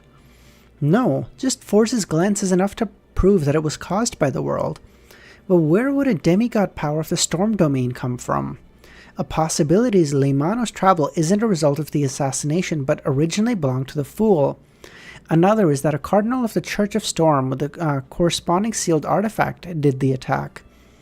If it were the former, needing Mr. World to use the Beyonder powers at a demigod level implies that the Oracle was relatively powerful, with a saint backing him. If it were the latter, Mr. World would have to leave safely after such an assault. Moon. We know her pathway. I don't know I know she's from a mystery prior pathway. I don't know if she's 4, 3, 2, 1. I mean, I know she's not 2 or 1. She's 4 or 3 at this point, basically. I know basically where she is. Don't tell me, though. Of course, the possibility can't be eliminated that he deliberately lured out the Church of Storm to encounter the Oracle, and whilst the battle broke out, he carried out the assassination during the chaos. Audrey made some guesses. The world had the strength, intelligence, support, and ability, making him on the top of Sequence 5 Beyonders. How terrifying. When I arrive at the cathedral, I should be able to figure out what happened, Alger guessed. What's her name, then? Bernadette? What's your question, Bullseye? What? As for Cattleya, she had the same thoughts as Audrey. She planned on asking Queen Mystic about the situation. Demigod-level powers. Emlyn repeated Miss Magician's words. Although he enjoyed staying at home and not heading out, he still needed to head out to get some blood to drink from the hospitals. Being in a big city, he was equipped with common knowledge. He knew that the influence that a serious case would bring to the area. If I don't have a good disguise, I might be caught by the Punishers before I even approach my target. Her name is Daddy Issues.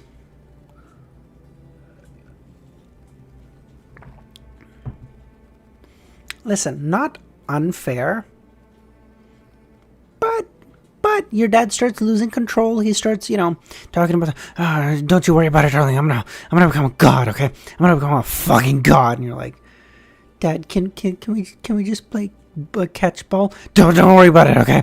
Okay, we're gonna do some shit, okay? I'm gonna become a fucking god soon. You're like, okay, he has lost all of his fucking marbles. He quickly came to a decision that he would take action in the latter half of the night. During this time, this low-class residents of the East Borough would return. No, Moon, you can't do this to me. You can't hit me with the clip every time. Bro, I'm actually getting taken advantage of. This is crazy. Who knew how many official Beyonders are lying in ambush over there? During this time, the low-class residents of the East Borough would begin returning to their home from work. Although it was dark, the streets would be bustling. Even if the Punishers had 10 times the manpower, it was impossible to carry out any strict surveillance. The next important step is to plan the operation to carry out the 2 artificial vampires without causing much of a stir. I'll have to consider a situation of an intense battle that's impossible to hide. Wait, Miss Magician just mentioned Leymano's travel has an ability known as teleport. Problem solved. Emlyn chuckled. I will keep that in mind. He said that very calmly with great confidence, as though everything was in control. This fellow was first stumped before feeling relieved. There's a 90% chance he recalled the Traveler's Door and Leymano's travel. If I hadn't obtained traveling, I definitely would have added a condition that no one is to touch that spells book before the world.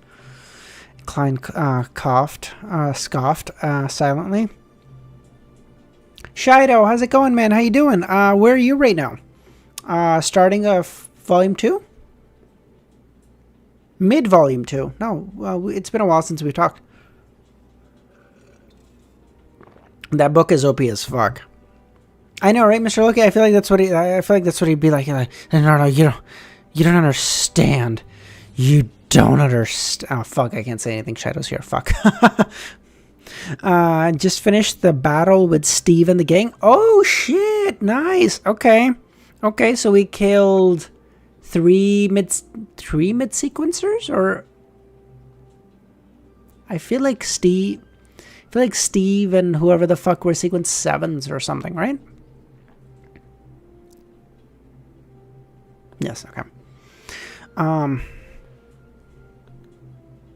Wait, what sequence? Wait, Shadow, Klein is sequence 7, right? 5 and 6? No, there were 3. Are you gonna upload your reaction to the first 2 episodes?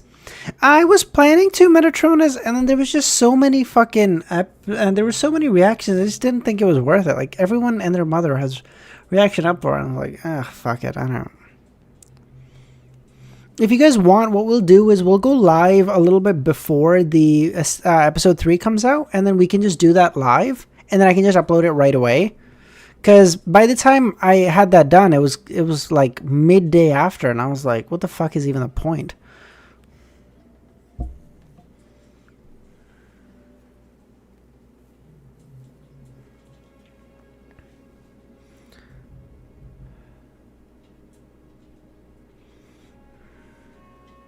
Normal speed. I don't think I've seen you here before. How you doing? Yeah, there's so many reactions. It's just like, fuck it. If I can get it out like really early, like I'm sure it'll do decent, but it's like, Okay, Shido, you should, I have a feeling that the hive mind will catch on to Klein. It's a fair suspicion. Alright, I'm going to start reading again, Shido, so you might want to block your ears and maybe even head out, alright? But definitely pop into the Discord, okay? We'll talk later. I loved that fight because it was the first time we really got to see what Klein's magician powers look like. Fuck, those were so cool. Okay. To him, as there's only one Traveler's Door in Leymano's travel, he definitely needed to use Creeping Hunger for his return trip to the primitive island. In that case, he might as well exploit the glove that he needed to feed a death row convict to it. He don't want to waste it. Wait, why does Klein even need the Traveler's Door at this point? Can't he just use the characteristic or the fucking artifact he has? No, not the artifact. Can't he just use Creeping Hunger? Oh, that's literally what he's saying. I'm so stupid. Sorry. In my mind, I thought he turned it into an artifact, and that's why I forgot about it. Hold on, I apologize. Okay. Anyway, I've warned you. Forrest didn't speak further, wishing that everything would go smoothly for Mr. Moon. At that moment, Alder turned to look at the sun. Are you still in the City of Silver? Yes, my recent mission is to acquaint myself with my powers and patrol the area, Derek replied. Has that shepherd not been looking for you recently? No, the 6-member council seems to be busy with the former chief's mausoleum. As for what it is, I don't know. I was letting my sister watch it and my mom came and passed by the intro. Then she lectured us I shouldn't be watching things like this, and I was like, Mom.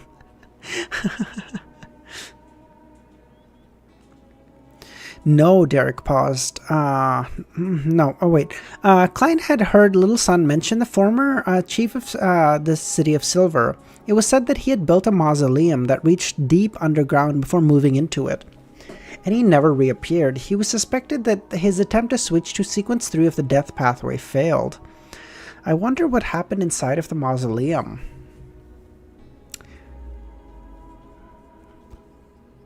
What pathway would he have been to try to what pathways are interchangeable with the death one? Oh, he was probably with the warrior. Oh, yeah, he was with the warrior pathway because that's most common in the City of Silver, right? So that makes sense. So,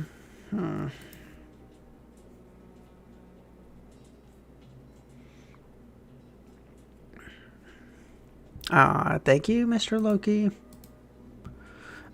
Klein had heard Little Sun mention of the former... No, I already read this. I wonder what happened inside the mausoleum. My spiritual intuition tells me that there's danger involved. Before Klein spoke, he heard Alger say, "Take note of this matter. Investigate the former chief's mausoleum at such a critical moment." To investigate the former chief's mausoleum at such a critical moment means it's something important. It might bring you danger. Okay, Derek nodded. I'll do my best. The exchange continued, as the members didn't encounter much this week.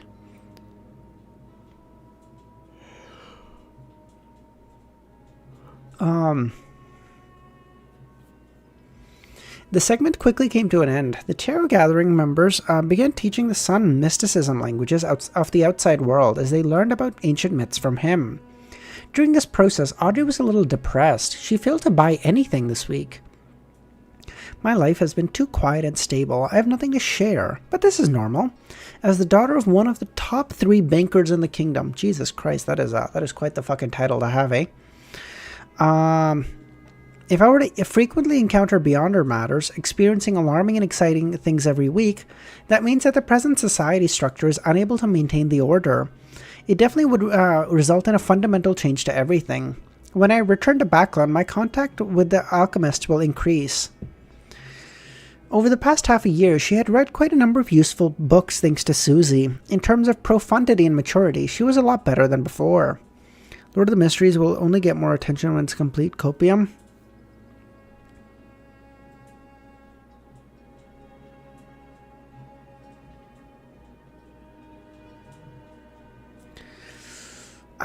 Maybe. But I feel like that argument never pans out well. You know what I mean?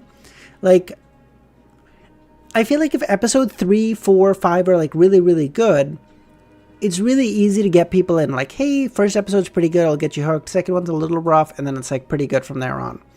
If I have to try to convince someone like, hey, you have to watch like 12 kind of rough episodes, but then like the last episode's really good, I feel like that's a lost argument. If someone ever comes to me and says like, hey, you should really watch this, it's like really good, I go like, okay, I tried watching it, it's a little rough. They go, oh, like the entire first season is rough, but like, man, season 2 is good. And you're like, get the fuck out of here, I'm not watching this. I want to be clear, I don't think that's going to be the case with Lord of the Mysteries. I want to be clear, I'm just saying.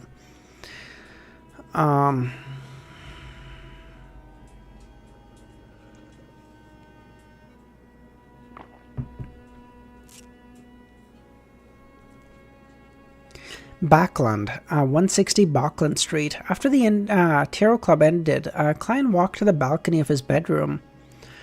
With Miss Magician's attempt to rent out Les Manos Travel, there will be a lot more of such Tarot Club transactions in the future. They might not have realized that their Beyonder powers can be sold.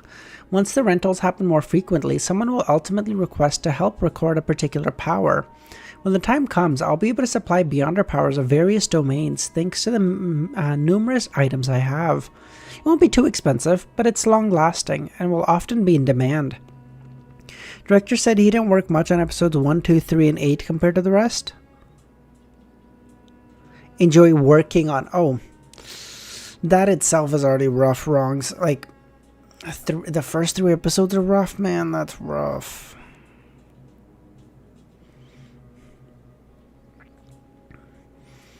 But, I mean, 3 is enough that you can generally get, like, hey, the first 3 episodes are kind of a little rough, and then it gets really good. I feel like that's fine.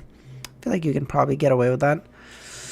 I wonder who will be the first to muster the courage to seek the Fool for help, hoping that a demigod power can be recorded. This needs to be a fair exchange, and a sufficient price needs to be paid. If no one dares to take that step, afraid that it's blasphemy, I can let the world be an example. After all, Mr. Fool has shown friendliness and casualness from the beginning. As long as there's no mistake, transactions can be made. Having the precedent of punishing Ma'am Hermit, I don't believe anyone will belittle the Fool. They would be honored, delighted, and fearful. At this moment, he heard knocking at the door. "Please enter," Dwayne answered. Sir, Ma'am Mary from the Pollution Council is here to visit you. Do you wish to meet her?" Mary Schott, the major shareholder of the Coin Company, the lady who got me to investigate her former husband's adultery? Why is she here? Please don't tell me that Dwayne caught her fancy. It's almost tea time. Let's have it a little earlier. All right, I will invite Ma'am Mary to the activity room on the second floor, Walter answered. Klein nodded without saying anything, and with the help of his valet, wore his coat and went down the stairs. He then saw Ma'am Mary. "Good afternoon, ma'am. I've always been considering finding a time to visit you. I wish to hear about your investigation about Backland's atmospheric pollution." "Unfortunately, I didn't manage to wait for it," Mary replied with a smile. "3 shouldn't be that fast-paced since there's a Ray Bieber mother and then the fight." That feels crazy to me, because, like, the Ray Bieber fight feels like it happened so long after the starting of the novel. Because, like, we had the whole civilian arc, then he eventually becomes a Beyonder, then he starts training with the fucking knight, I can't remember the guy's name, and then there's the Ray Bieber fight. That feels fucking crazy that it's in, like, 3 days. Oh, wait, actually, good thing. I should have the green screen set up by the time the episode comes out on Friday. That'll be dope. Okay, cool. So hopefully for the stream to watch it, we'll have the set up. That'd be based.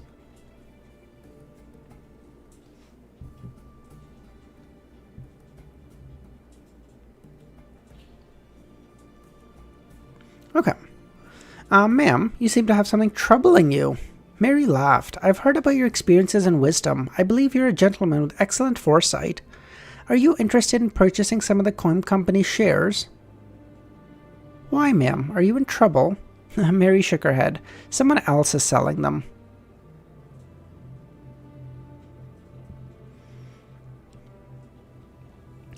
Okay, 794. Let's get started. Okay, we're like, damn, we're like,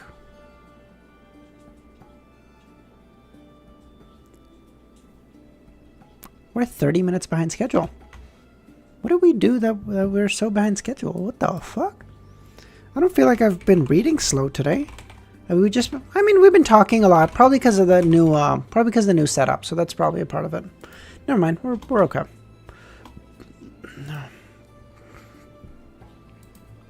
Plus, the good thing recently is, wait, how many chapters would I have read? 8, 9, 0. So we had, oh, wow, no, never mind. I'm like an hour behind. Okay, we're cooked. Someone is selling. "Why don't you purchase them, ma'am?" Klein replied. "Even a blind person knows that Lone will place more attention on environmental pollution in the future. Therefore, the Coin Company that deals with anthracite has a promising future. It being worth $500,000 or even £1 million isn't a fantasy. In such a situation, the acquisition of shares is definitely profitable. If I were you, I'd take it up myself."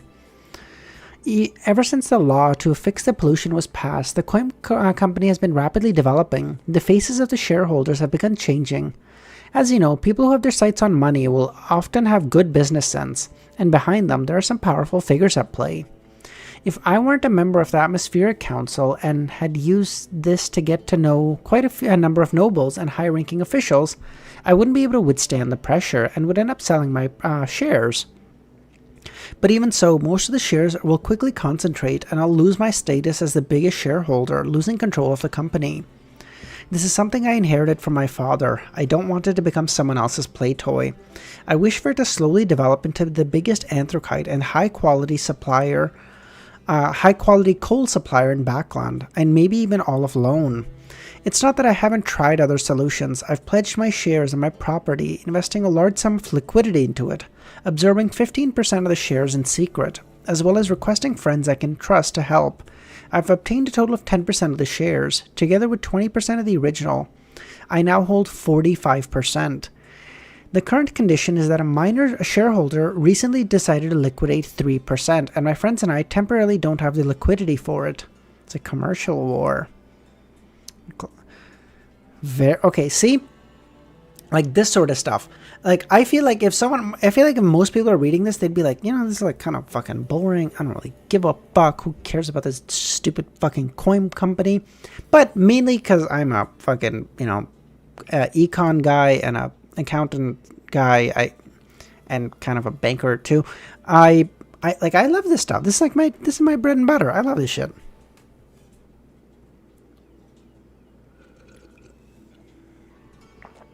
He reached out his hand and took a sandwich from the high-quality turkey at the bottom of the 3-layered tray and said, "The shares that you acquire later can also be pledged, right? There won't be enough time. The other party has already provided an offer, and it could close at any time." "Why did you come to me?" "First, you must have brought quite a sizable amount of money.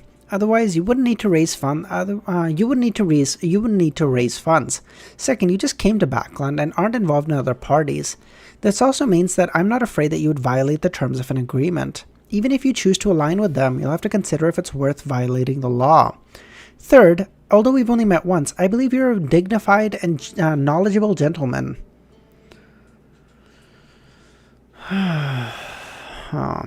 "Ma'am, what do you wish for me to do?" "Acquire the 3% shares, but before that, I'll sign 2 contracts with you. The first stipulates that I'll forcibly purchase the shares from you in 3 months and buy it at the highest price over this period of time. The corresponding tax will be shouldered by me. The second contract stipulates that we act in consort." Did you watch Old Neil's Lessons? No, Metatronus, I have not, but I do plan to. Sounds like a sure win. It's basically buying a loan, and Mary will repay me with a certain amount of interest.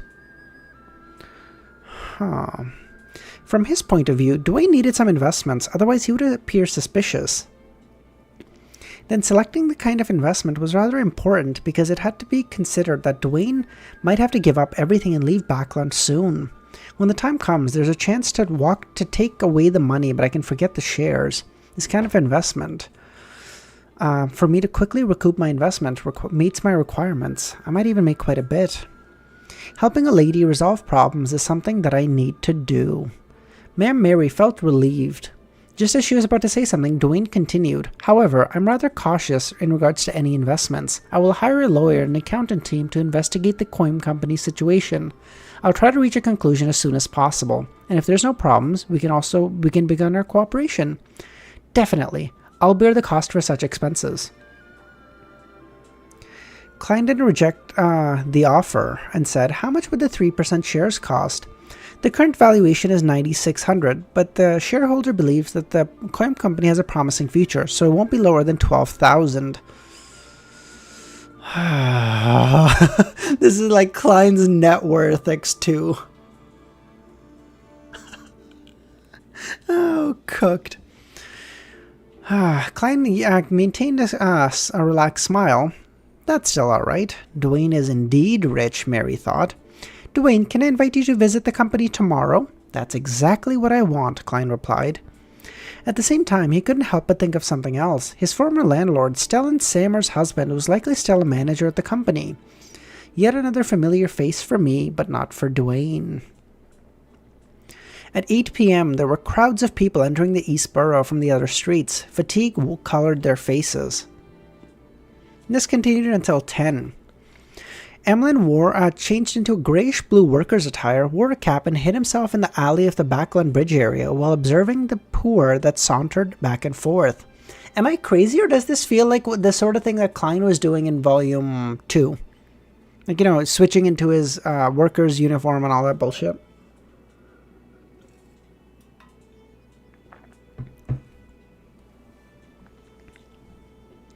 Although he didn't have any experience in disguising himself, he had brains and eyes. Just a short observation was enough for him to discover any problems with his attire. Yes, but less professional. A lot less. Yeah, agreed. And a lot less. And sorry, a lot more dumber.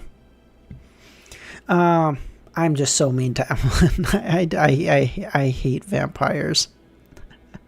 The most important thing was that compared to the poor who had dirty and ragged clothes, the work attire he had brought in was too clean, easily attracting the attention of others. Emlyn thought for a moment and returned to the dark alley and reached out his fingers. Using what he had seen, he began tearing open the areas that were easily damaged. He then observed his surroundings as his facial muscles gradually grew distorted. With a look of contempt, Emlyn came to a wall, closed his eyes, and began dabbing dirt onto his clothes and pants. Emlyn extended his palm away from himself unconsciously. As he covered his mouth with his other hand, he nearly vomited of the smell. At this moment, he realized that the extraordinary sense of smell wasn't necessarily a good thing. After a few minutes of excruciating torture, Emlyn finally finished his disguise. Even his face was stained with coal. With this disguise, he hunched his back and slipped into the crowd, quickly entering the East Borough. As he walked, Emlyn realized a problem. He didn't know the roads at all. He had no idea where the Limestone Street or Beluga Whale Street was. Oh, he's dumb as a bag of bricks, bro. He's actually so dumb. This motherfucker is like, oh, we're gonna... yes, Lone Wolf, that's where I... This motherfucker is dumb as a bag of bricks. This would be like... This is the equivalent of like a fucking kid in the fucking 90s delivering pizzas and then he forgets his map because it's like, bro, how do you...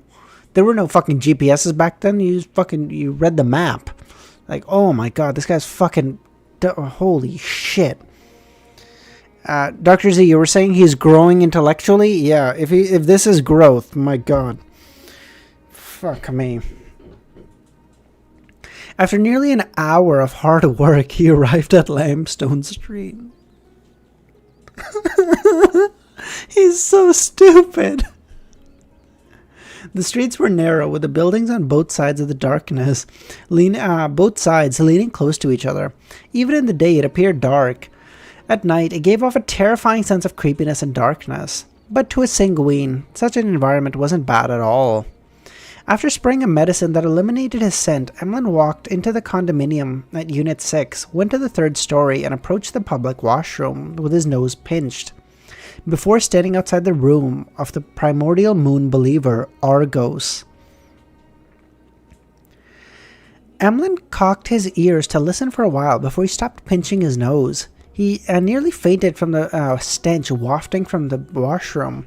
His sense of smell told him there wasn't anyone inside, nor any corpses. He moved away, or he isn't back yet. He never expected his hunt to be so unsuccessful. GPS has stopped working over the past few days. I'm practically calling my dad saying I'm lost 3 times a day. I'm sorry, Dr. Z. That's horrible, but sorry, that message was hilarious. Because I have like a sense of direction that's like very peculiar. Like, I will remember like a place I went to like 3 years ago in the middle of butt fuck nowhere, and I'll remember it. And then like today I was driving and I had to go to like a store that I've been to like 2 times, and it's like 10 minutes away from my house. It's no problem. And midway I was like, fuck, where is it? And it took me like a minute. I was like standing at a red light, so it was no problem. And I'm like, where the fuck is the store? Oh yeah, Ramiro's sense of direction is a whole separate thing though. Ramiro actually has the thing that the thing that Klein had from the master key. Like, it would just make him get lost all the time. Ramiro has that, truly. After reining in his thoughts, he left the house and rushed to 19 Beluga Whale Street. This time he was delighted to discover that Gallus Kevin was home. At that moment, he caught scent of another person, identical to Argos' apartment. The 2 people are in the room. Argos isn't home because he named Gallus. He wasn't worried if it was 1-on-1, but against 2-on-1, he was a little fearful, even with Lemano's travel. After all, the two of them were artificial vampires.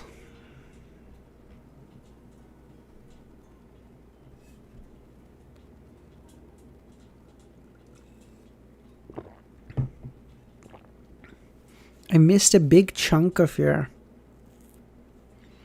reaction. How did you like the ending song? The ending song, I think I just have a video too because it came out before the thing, so I liked it. It was quite good. I never expected it to be all in English, so that was a pleasant surprise, certainly. Yeah, it was quite good. I did not see the extended version though. I think Moon sent that, so I will I think it was Moon that sent. It was Moon that sent that, right? Yes, it was the Moon that sent the full version of the Donghua ending song. I haven't seen that yet, but we'll check that out. Okay, last chapter. Let's go, baby. All right, we'll be at 800 tomorrow morning. Yeah, for tomorrow we're back to normal, so like we're streaming wise. I had to wait for all this stuff to come in. It was just like it's like I have a light here, I have a light up there, move that up there. Like it was just so much shit. Because like I would order like 5 things, and then like 4 of them would come, and then one of them would be delayed. Okay, no problem. And then with the 4 things I do have, I'd be like, fuck, I realized I need to order like 2 more things. Order the 2 more things. So like a thing comes tomorrow, the thing that was supposed to come yesterday. Or wait, the thing that was supposed to come today comes tomorrow, and then one more thing comes, and then the second thing is delayed again. I'm just like fucking, just in a fucking loop-de-loop every time. Holy fuck, I was actually stuck in a Derek time loop. It was crazy. So streaming morning and night. Yes, Thunder, we're back to normal. Depending on how long, like I'm editing videos and stuff, the streams might be shorter, just because I do need to rest at some point. But yes, sorry, the music turned off. Okay, we'll just go back to this really quickly.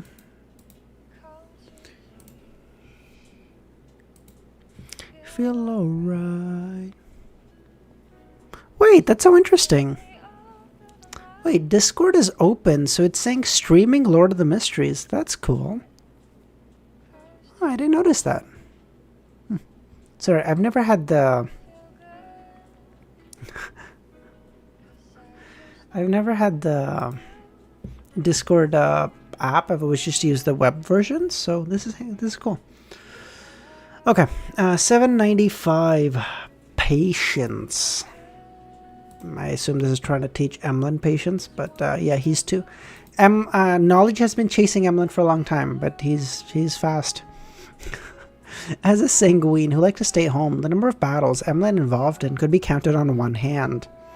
And he had never fought in a state of numbers disadvantage. Be it his attack on the previous primordial moon believer resisting Bishop Utravsky, he basically had the numerical advantage, in the worst being a one-on-one fight.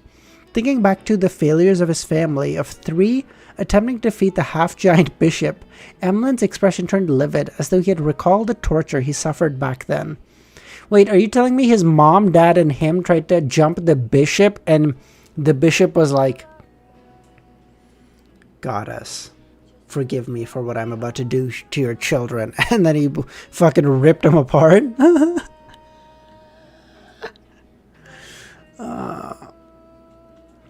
What should I do? Emlyn leaned against the random objects that blocked the crimson sunlight as his thoughts rapidly whirled. Gradually, the words which the hanged man had taught the sun surfaced to mind. Patience is an important premise when dealing with many situations. Being only able to curb your urges and irascibility will you be able to avoid danger. At times, tolerance is very important. Bishop, probably. Yeah. He planned on laying an ambush after Argos left. This wasn't the artificial vampire's residence. It was certain that he would leave. When the time comes, Emlyn could deal with a one-on-one situation. Patience, tolerance, waiting. Emlyn repeated these words. The air wafting through the first floor of the condominium was filled with the stench of piss, rotting moisture, and the unflushed smell of feces. The odor of some of its residents, as well as the kind of nauseating, unpleasant, and disgusting smells. Mixed together, they were like a poison that ate at Emlyn's senses. Emlyn being stupid and slowly growing from the level of a brick to an algae then to a normal person. From a brick to an algae is such a... That's so clever. That's very clever. That's very good. At that moment, his face... Wait, no. Finally, he saw Gallus Kevin's door open, and a figure walked out. Argos. Indeed, it's that young boss. It's as that young boss Ian said. They wear clothes that are clean and tidy, unlike the residents of the East Borough. Emlyn became spirited as he watched Argos leave. After waiting for 5 minutes, he decided to take action. As his target, Gallus Kevin was an artificial vampire. Emlyn was aware of his strength and traits. Gallus Kevin's sense of smell isn't weaker than mine when I just came of age. This actually can't be confirmed. For him to stay in such an environment, he might have already lost his nose and brains. But his spirituality certainly can't be weak, and he has an innate instinct geared towards danger. Emlyn viewed his opponent with scorn, consumed a potion, and sprayed out a liquid to cover his scent. Right on the heels of that, by consuming the potion and spraying it on like last time, he hit his body in a tire, disappearing as though he had been wiped away by an eraser. Am I stupid? I feel like Emlyn is so stupid, no? Wouldn't you want to take out the guy who first left the apartment? You'd take him out midway somewhere, fuck me. Like somewhere deserted or something. You'd kill him first, and then you'd go back to the guy who's just at his house, because you know where he is.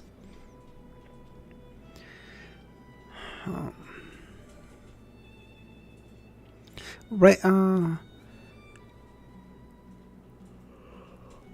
on the heels of that, he consumed a potion by spraying it on like last time. He hit his body in a tire. In a dark, uninhabited corner, a palm-sized notebook suddenly appeared out of thin air. It began flipping itself almost silently before fixing on a white page. As these symbols vanished, the surroundings brightened up a little. This was the disruption of an astrologer.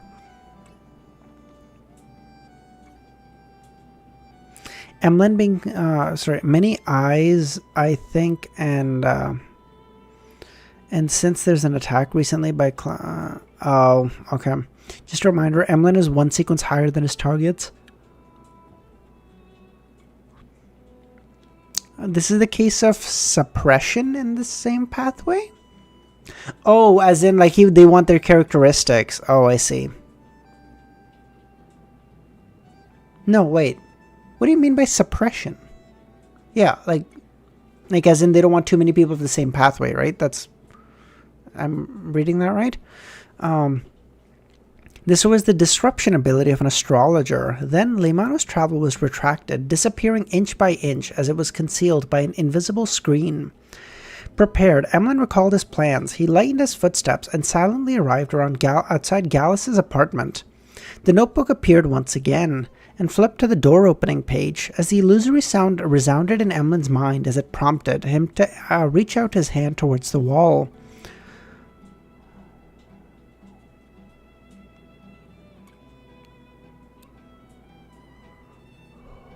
No, a stronger Beyonder will always... Beyonders the same, can affect... Oh, I don't know if I knew that. Okay, thanks, guys. I mean, maybe I should have known that, but I don't think I knew that.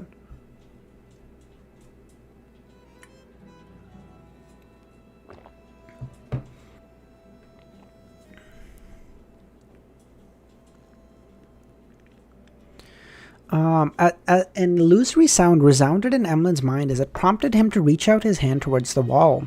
At the same time, Emlyn cautiously pulled back Leimano's travel into his clothes.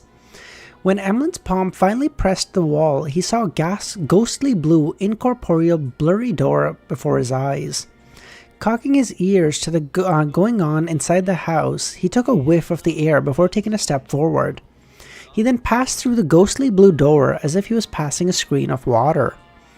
It ain't that strong here, but it's still... Oh, I mean, how Rosego could interfere with... Oh, I see. Okay, thank you, guys. Man, even with all that, Rosego got fucking... My god, he actually was a scam artist. Jesus.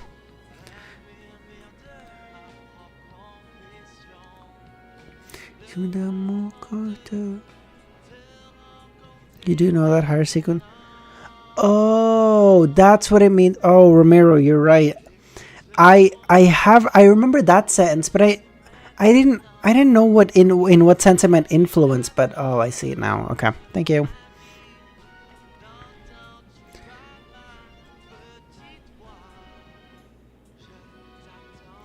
The scene before him changed immediately. It was filled with walls covered in stains and 3 wooden beds on the side. This was the inside of the apartment. As for the ghostly blue door, it long vanished. Cautiously surveying the area, Emlyn caught sight of his target.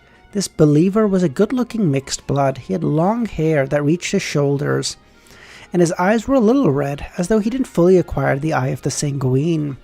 At that moment, he was sitting by the side of the bed, staring at the door. Emlyn circled to his side without causing a commotion, took out Leymano's travel, which he ensured was in a blind spot, then flipped to a page. It was a yellowish-brown goatskin page. The surface was filled with all kinds of ancient and distorted symbols. Together, they constructed a figure that looked like a thin tree with outstretched branches. After adjusting his angle, Emlyn slid his fingers across the page. Silver lightning illuminated the room. A sizzling sound was heard as the lightning smote Gallus on the head, charring the believer instantly. The silver bolt of lightning continued, snapping around Emlyn's figure, while Emlyn's figure surfaced behind the frozen target's back. He reached out his right palm and clenched the opponent's neck. Jesus, that was a fucking execution. Lightning bolt! Lightning bolt! He calmly snapped Gallus's neck and yanked off his head and tossed the body away, eliminating the possibility of letting his opponent heal himself. What? Is he getting their characteristics or no? Gallus's headless corpse collapsed to the ground. An artificial vampire lost its life like that. Emlyn's calm expression was quickly replaced with surprise. He realized that Gallus didn't realize what was happening even upon his death. Fixed in his eyes were pain and puzzlement. It's that easy? It happened like a breeze. Although Emlyn was proud, he didn't believe that he could finish off an artificial vampire that easily. A lightning strike that can cause paralysis, together with my speed, allowed me to instantly kill him. The premise is that he's weak to lightning, allowing him to be easily paralyzed.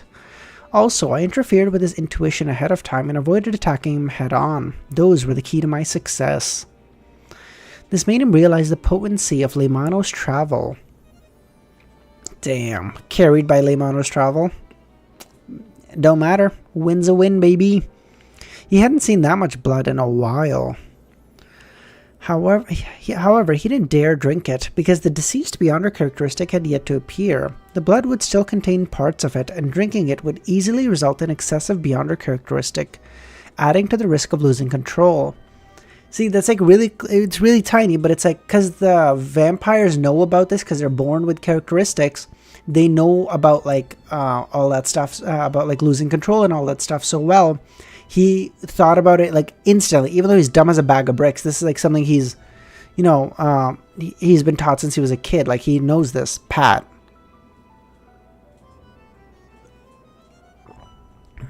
Emlyn retracted his gaze and surveyed the area. He found a stack of old newspapers in a wooden chest. He planned on using that to store Gallus's head in. And before that, he sat down and waited for the characteristic to appear. 2 minutes later, he looked up at the door. He heard footsteps, and he caught the scent of Argos. Why is he back? He returned midway? He was nervous, unsure how to deal with the issue. Argos knocked on the door without making a sound. Emlyn was stunned. He understood that Argos had caught the scent of blood and knew that something happened. What do I do? Rush out and finish him? No. Others will see me, and I'll be caught. Emlyn instinctively took out the potion and planned on hiding himself again. He then had an idea. Tiny details make all the difference. Exactly. The big stuff is easy to get right. That's maybe not easy is the right word, but like the big stuff you can put enough detail into that it works. But the little stuff is what'll carry it from like good to amazing.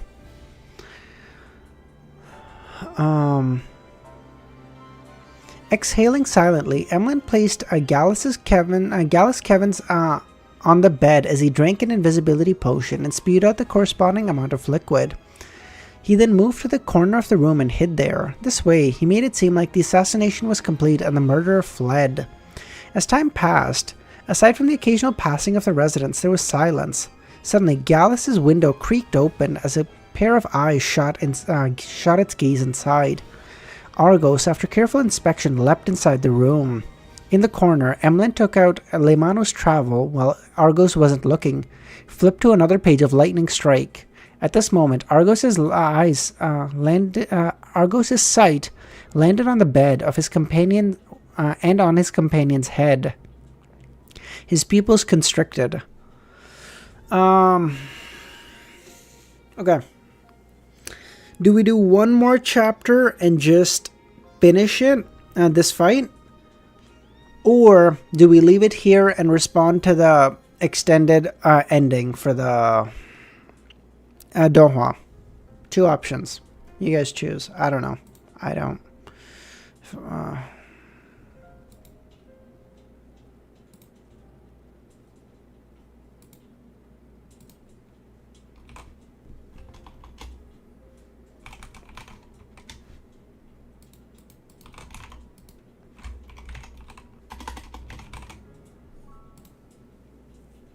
Okay, we can either read or we can listen to the thing. Those are your guys' options. We'll do a vote. We'll let that run for like a minute, and then whatever it is good.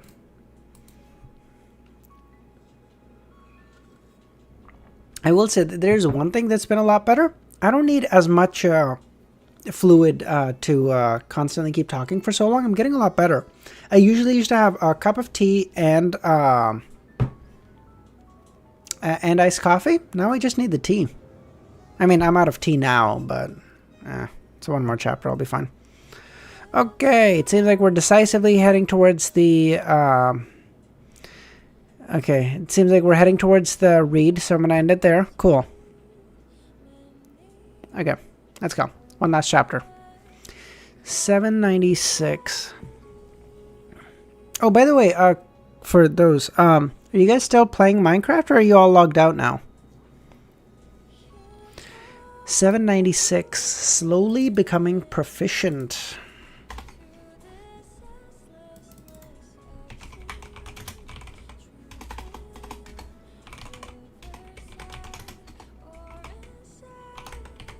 Who's becoming proficient? Sure, it's fucking Emlyn, bro. I stop playing? I don't see anyone in the Discord chat, so I don't think anyone's playing either.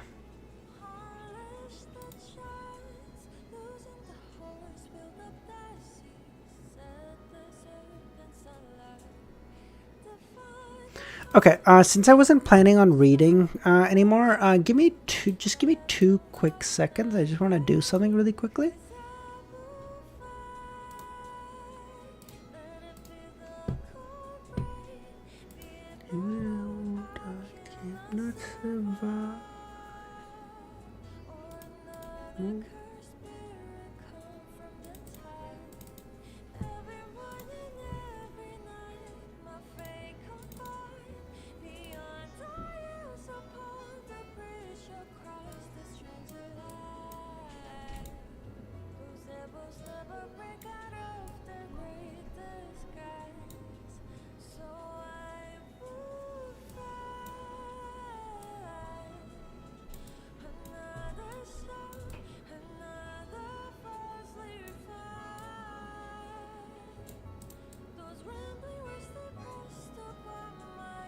Okay, I feel like that looks quite nice. It's just me. I'm getting cows before logging out. Okay, okay, because I wanted to log on for like 20 minutes after I finished, just to see if I could get Elytra. If not, I mean, fuck it. So don't worry about it. I'll ask after I'm done reading the chapter if you're still on, Burnt. But if not, all good, man. Don't stay on for me. All right, let's keep reading. All right, how's this one? Is this one good? Okay, 796. Let's go. Not good. Emlyn traced Argos's gaze and realized that he had forgotten to deal with the old newspapers. Although they were part of the room, they were placed in different parts of the room. Now that they were put together, making it appear rather odd. It was as though someone had been wanting to do something. Then why would there be a need to give up? Was this person alarmed? This means that the murderer hadn't left and is still hiding. Similar thoughts flashed through Argos and Emlyn's mind. No good. The two vampires retracted at the same time as Argos lunged to the side as he emitted a thick black gas that resembled a bat's wing. For Emlyn, he snapped his fingers and opened Limano's travel. A silver hue appeared again. The lightning that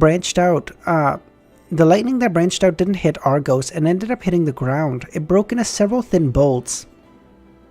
Damn, bro. Even with all this stuff, you couldn't... Here, the wing that Argos used thick black gas to create seemed to attract the lightning. It was pursued by the snaking lightning as they struck him, spreading across his body. Argos became numb and crashed down to the ground before he could leap up.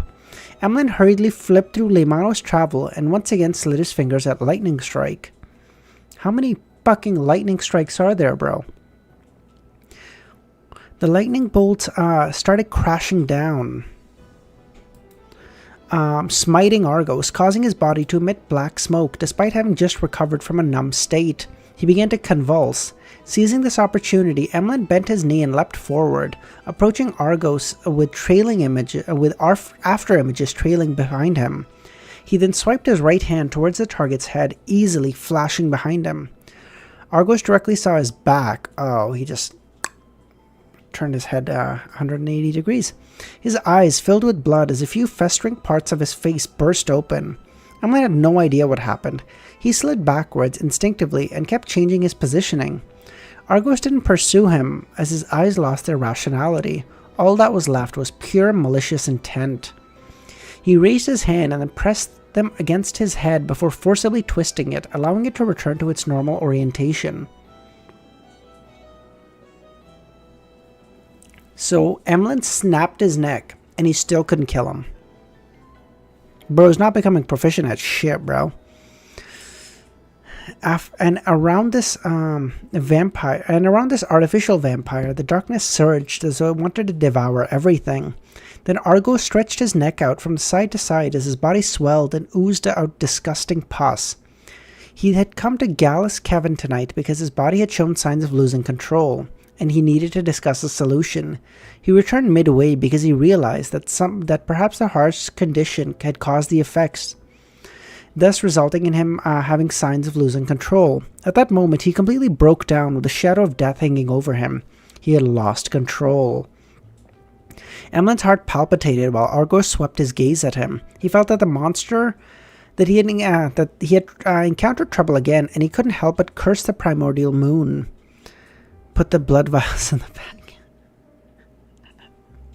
He didn't immediately pray to the fool for two reasons. First, there wasn't any time as his opponent was about to lunge, and he believed that it wasn't too dangerous to deal with a Sequence 7. He made every second count by flipping through Limano's travel, landing on Lightning Strike again. He's actually spam clicking. Fuck this guy. Thick, distorted bolts of silver lightning smote down heavily as it flailed its claws, striking Argos. At that moment, the lightning seemed to shatter the darkness, but it also seemed to be devoured by it. The two vanished at the same time, leaving behind Argos, who had locked to his sights on Emlyn. Emlyn crouched down and rolled, dodging. The artificial vampire who'd lost control produced after images as he pounced on his target. Emlyn crouched and rolled, dodging the attack. At the same time, he reached his free right hand into his pocket and took out a bottle. As Argos quickly turned around, he instantly appeared near his enemy. Bro's spamming demigod level spells. I know, he's like, lightning bolt, lightning bolt. Without any time to remove the cover, Emlyn clenched his fingers, pinching open a crack in the bottle. Jesus. He then threw the bottle ahead, letting the pure and radiant liquid splatter towards Argos. This was sun water. This was the preparation that a potions professor did. Referee, are you not fucking seeing this? He's a sequence 6, I'm a 7. He's spamming sequence 3 abilities. Fuck this guy. Do something. Do your fucking job. Then he threw the bottle ahead, letting the pure radiant liquid splatter towards the approaching Argos. I know, but all the same. Yeah, because if it was a sequence 3, even if one hit him, Argos is immediately dead.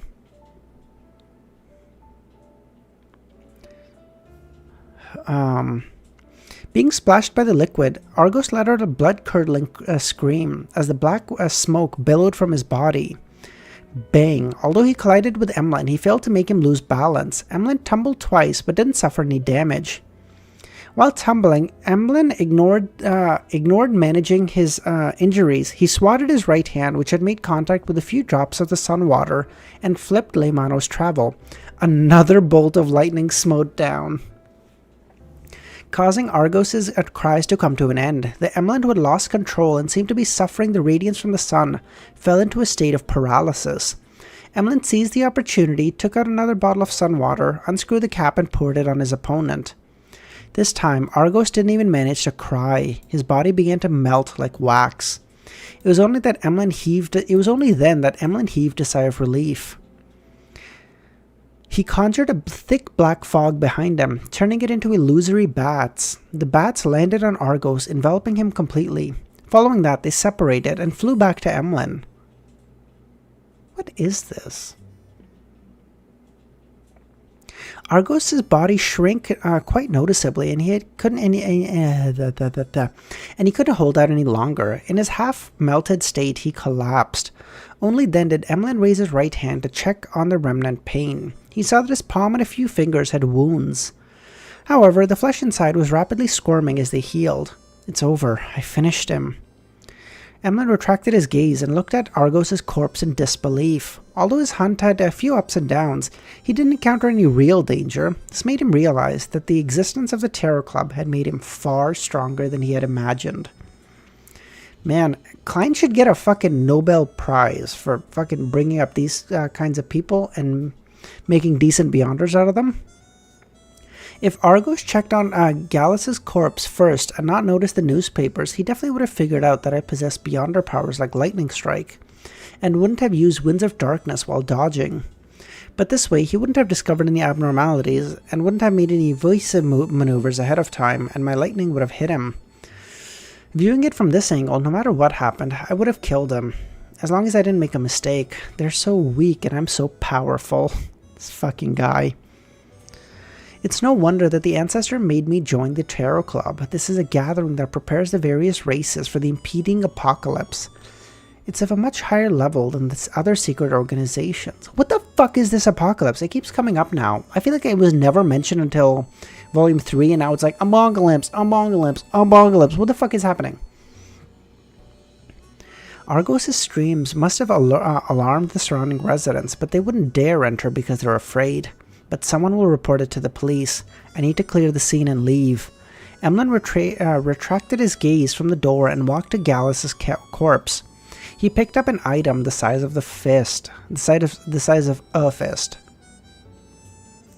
It was completely red in color and resembled a heart. It was expanding and contracting, and its surface was translucent. It was none other than the Beyonder characteristic of a Sequence 7 vampire. This is my trophy. Emlyn momentarily felt unaccustomed. After calming himself, he wrapped the characteristic in Gallus's head with the old newspapers and stuffed it into the wooden chest. Reported to the police, Klein's secret move. After placing the wooden chest to the side, he yanked Argos' head, whose form looked like nothing from before, and took out another bottle of medicine and scattered it in every corner of the room. During this process, Emlyn wasn't flustered at all. It was as though he wasn't worried that the official Beyonders would rush over. A few minutes later, he picked up Argos' mutated characteristic, glanced at the surface, which was nearly black in color, and the indistinct human-faced patterns. Behind him, a black gas was emitted. The black gas transformed into countless tiny bats again as they flew around the room. They combined with a potion liquid that had been sprayed, forming a silent black flame. The black flames burned away the blood on the corpse, as well as the traces of the lightning strike. All that was left was a layer of sticky liquid that resembled asphalt. Then, these liquid bodies turned into heavy black bats as they spiraled around Emlyn's body. What the fuck? What is this? After doing all this, Emlyn, with his cap and blackened face, surveyed the room. Emlyn didn't have any extravagant hopes that his actions would interfere in the subsequent investigations. He just had one goal: to make the situation look okay, so that the police or the Beyonders who took on the case could write it off as something of little value. Actually kind of clever, because he realized that he didn't have the capability to actually clean it up all the way.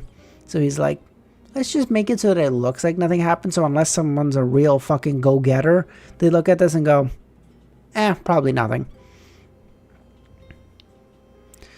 Emlyn then bowed slightly at the crimson moon. Meanwhile, he flipped the pages of Leymano's travel and stopped at a teleportation. Emlyn's figure, along with the heavy bats, immediately turned transparent and formless as he vanished from the spot. After nearly 15 minutes, a few policemen rushed in, crashing through the door, but they didn't discover any residents or corpses. They yawned and forced the residents to admit that they had been hallucinating, thus ending the investigation. This was the efficiency and the style of the Eastborough Police. Damn. If you ain't rich, you can't even get the police. You fucked. After leaving the Eastborough, Emlyn first headed home and hid Leymano's travel. Then, with his spoils, he headed straight for Adora's house. He wanted to declare his victory and claim his reward. I feel like it's not over. I feel like Adora's gonna be like, you haven't actually won yet. You need to get the other two. Or some other bullshit. I don't know. Alrighty. Alright. Let me actually change the title really quickly because we read one more than expected. Alright, we will reach 800 tomorrow morning. That's cool. Alright. Everyone, I think we're going to leave it there, y'all.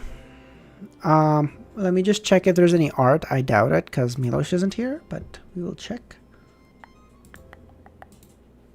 Yeah, it's just these two. Yeah, we're fine. Okay. Yeah. Alright, we're going to leave it there, everyone. Killing two casual sequences look like a random gag fight. And he's still... Yeah, this is true.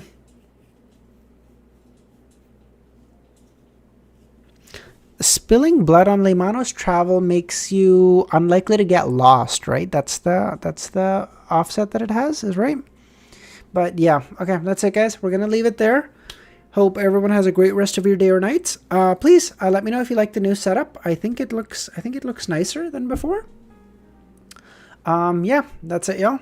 Have a great rest of your day or night. I'll catch y'all later. Bye, guys.